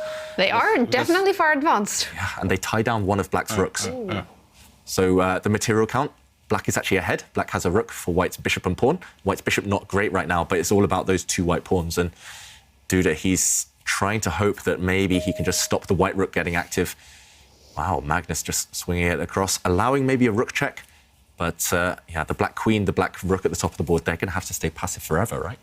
But it's a very committal decision by Magnus. Yeah. Can Duda just get greedy and just capture some pawns? You know, why not be something, some material ahead for your woes? Might as well suffer for something, right? Exactly. Suffer for a reason. I think white. But the queen move, no? The queen move to. Yeah, let's show this on the board. Yeah, I think that's a problem because then you even get 3 pawns. And I think that's at least one too much. Yeah, as Pontus mentions, black can grab a pawn, so black would be a whole rook for bishop up. But after this queen move, attacking this queen, oh sorry, not that one, attacking the queen, attacking the pawn, this just ends in a trade, and white would win now. These 3 pawns together are definitely going to overwhelm this one black rook. So this was impossible. Duda has to keep his rook on this square, guarding the possible exchange. And after we saw a couple of moves, the black queen rooks, the white rook stepping across, the black queen moving. Now Magnus is trying to improve this bishop. And if we catch up with the current position, black's a bit stuck. Black has to do something with his rook, has to do something with his queen, but how? There's literally nothing you can do with them. And also, this rook at the top of the board mentioned it is paralyzed. And OK, he's threatening at least one check, but this is easily guarded by white's king. And Duda shaking his head. Well, the black queen has to make a retreat backwards. Yeah, it's all about this pawn. These 2 connected pawns now are going to win the game for Magnus. Let's go back to the players. Yeah. It's a brilliant move. You know, this sacrifice is really nice. Yeah, it's really nice. And OK, instead of retreating with the queen, he's gone back with his rook. But Magnus is hoping for the queen trade. He's got a plan. I think he's forcing the queen trade. If the queens come off, all white needs to do is actually give up the bishop, put that on the edge of the board, and then it will be 2 passed pawns. Or is that too much? Maybe. Yeah, you can also get the bishop to the square just in front of the rook. Yeah. That's even better. You don't need to be flashy. Which can be very, very, very annoying because you can't move basically. So it's really sad. That one remaining black pawn on the queen side, on the left side of the board now, is about to drop. That white bishop is hitting it. There's no way to defend it. You have to take it. And Duda is crying. Yeah. 4 seconds, 3 seconds. 2 seconds. He's got to give up his rook for the bishop. OK, he goes active, but this is not going to end well. It's not going to work. He's trying for some checkmate. But... And Magnus doesn't even allow it. Look at that. Such control. Yeah. Magnus shuts the door on any entry for the black rook. And now black really has to get rid of that white bishop. The white bishop's about to take a pawn and win the game. And Duda doesn't even continue. He doesn't try to save it. He resigns. Heartbreak for Jan-Krzysztof Duda. He loses the first match in the final. World champion Magnus Carlsen is the winner after only 3 games. Oh, and this is Duda right now, feeling so disappointed. And we can, of course, understand that. Oh, I mean, he played some great chess today, but Magnus just seemed to be on fire today. Yeah, what can we say? Magnus, we saw it in the first game. He was already taking risks, already probing, pushing, putting pressure on, and Duda just couldn't handle it. I mean, this looked like Magnus in top form. Yeah. Duda played OK, but just one or two moves here and there, Magnus was better. Let's take a look at this final game. Magnus with the white pieces to clinch the win in the first match. Yeah, and I just want to explain why Black resigned, why Duda resigned in that final position, because it looks like there's still some life left, and it's all about this pawn. This pawn is falling, the white bishop's about to capture it. If this pawn drops, then white's two pawns are going to win, and therefore Duda, his only hope, the only thing he could have done other than resign was to remove the white bishop from the board, but the reason he thought this was hopeless is because after white recaptures, the black king coming forward, white can now just lock down the position. You can step forward with this pawn, for example, and black is completely frozen. The king is stuck blockading pawns, the rook is also stuck, glued to this square, and at white's leisure, white will just bring the rook across, then start improving his king, and at the right moment, white will break through. Just too many white pawns, too far advanced white pawns, and black is helpless in this rook endgame. Duda, therefore, decided to resign. Yep, Magnus, the winner, and we're joined by the world champion. Congrats, Magnus. Thank you. How happy are you to finish this first match in only 3 games? Well, I think when you make a draw in the first game as white, that's not something you necessarily expect. But yeah, overall, I'm fairly happy with the way that I fought today. I thought the last, the first game as well, but I thought the last 2 games were exceptionally interesting from a strategic point of view. Unfortunately, neither of us really had enough time to grasp all the subtleties at the critical moment. But nevertheless, it was fascinating. Definitely, and I'm being informed right now, Magnus, that you now have 2873 in the tour rating, getting quite close to 2,900 now. How happy are you about that number? Yeah, that's improving improving a lot, of course, especially because of the results in the knockouts. I think in the preliminaries it's been considerably less, but yeah, overall it's just a sign that I'm playing pretty well now. Yeah, and you seem also very relaxed playing your fantastic chess. Are you enjoying this? Yeah, I would say the last 2 days have been very, very tense, but still enjoyable because the chess is very interesting. And Magnus, now that you've got a lead, what's your approach going to be tomorrow? Are you just going to keep doing the same thing? Anything special planned? Yeah, I think it's hard to just engineer four draws easily. So I think I will just continue in the same vein, try and play, and we'll see what happens. And as you could see in the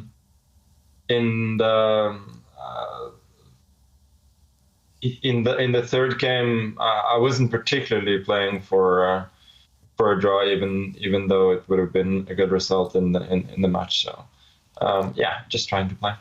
Now, we did see those big risks from you, Magnus. Was that a conscious match strategy already in game 1 and the rest of the games as well?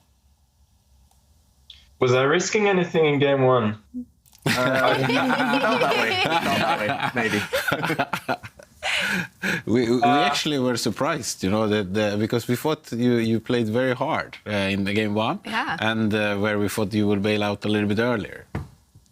Yeah, I guess that's true. Of course, if 1 or 2 tactics fall a bit differently, it might be dangerous. But I didn't really feel that it was a problem. All right. Well, what a great day, Magnus. Congratulations and good luck in the final match tomorrow. Thank you. Thanks for joining us. Good luck. Wow. What a day by Magnus Carlsen. I have to say, he's just seemed so confident, just almost playing flawless. Yeah, we talk about getting in the flow as a chess player, where sometimes you don't even really need to calculate too much. Your hand, you just trust your hand, things go in your favor, or the calculation kind of comes freely. Yeah. And it seems like Magnus is in that kind of special place right now, in the flow. Yeah. Have you been impressed today, Pontus? Yeah, really. I mean, Yeah. because like he was saying, basically, we were saying before, you know, there was a huge strategic battle today. And Magnus clearly won it, you know. He he played in that way that the computers don't even understand these kind of positions. So even if you have a computer, you can prepare for games like this. It's not going to work out. Absolutely. So, and he is in really good shape. Yeah. And he posed those questions to Duda, and yes, today he wasn't able to respond to those questions. Definitely. Because you saw this last game, for example, where he played totally against all the rules, even modern rules. You don't have to go back to nim switch in those cases, but he played totally against the rules, and then it ended up with Duda's queen being basically trapped on the other side of the board, and him opening up the position. Incredible. And that's so he was playing very well, I have to say. Really, really well. Yeah. And he is up by 1 point. That means Jan-Krzysztof, he has to win the match tomorrow to take it to tiebreaks. What does he need to change, Ivanka, to be able to do that? I feel he has to steer the game into positions that more suit Duda's style. Today it was all about Magnus and how Magnus was able to take the risks, and somehow he got under Duda's skin. Tomorrow he just has to play with a different mindset. He just has to put pressure on Magnus from the get-go, and perhaps play for those small edges where Magnus feels uncomfortable. And if he can do that, then we have seen Magnus make mistakes. We have seen Magnus go wrong, and it is possible to steal some points. Yeah. Oh, wow. The final day in Charity Cup coming up tomorrow. This chessboard signed by world champion Magnus Carlsen is up for auction on cctauction.com. That auction is closing tomorrow on the final day of our tournament and fundraiser. So you still have a lot of time to make your bid. It is a very popular chessboard signed by the world champion, maybe the greatest chess player of all time. So this is an historical piece that you can get if you make your bid. Current bid, wow, $3,000. And let's take a look at the donation bar. Only one more day of our fundraiser, and we have made it past $108,000. Our goal is $120,000. I'm wondering if we have to up our goal even further with the fantastic help that you guys are doing in the fundraiser. Also with the help of Saad, who lasted 45 moves. Were you impressed with this game, Pontus? Yeah, I mean, everything apart from his opening choice, because I think that's a line that, for sure they have programmed into. So, and this is also the things that Saad needs to learn, because he's young, so he needs to be a little bit more street smart. But of course, you saw the speed, how fast he plays and how fast he calculates and so on. And he is... he's talented. Yeah, he is a talent and sort of a product of your fantastic initiative, Business for Chess and Kids. We have to remind everyone again, Chess to Change. Yeah, on April 23rd, so, and we are looking for business people to join. So please reach out to us and join, so you can start to also have fun with chess and also do something good, help people that, they are in need of basic needs and chess equipment, of course, and chess books and tournament fees so they can play. And then they can be a part of success stories like Saad, for example. And even the bigger Fiona, you can say, from the Queen of Katwe. That is the whole story. Yeah. Oh, such inspiring. And, so you have a homework. You have to see that movie, actually. I know. That's the first thing I'm doing when I get home tonight. It is an early night. Only 3 games in the first match here. Pontus, thank you so much for your chess analysis and also your fantastic stories. Thank you. It was a pleasure to be here. Pleasure to have you here. And we'll be back tomorrow as well. The final day of the Charity Cup, final day of fundraising, final day of chess in this tournament. It's going to be exciting. So we hope you guys will be back to follow the chess, and we'll see you tomorrow. Bye.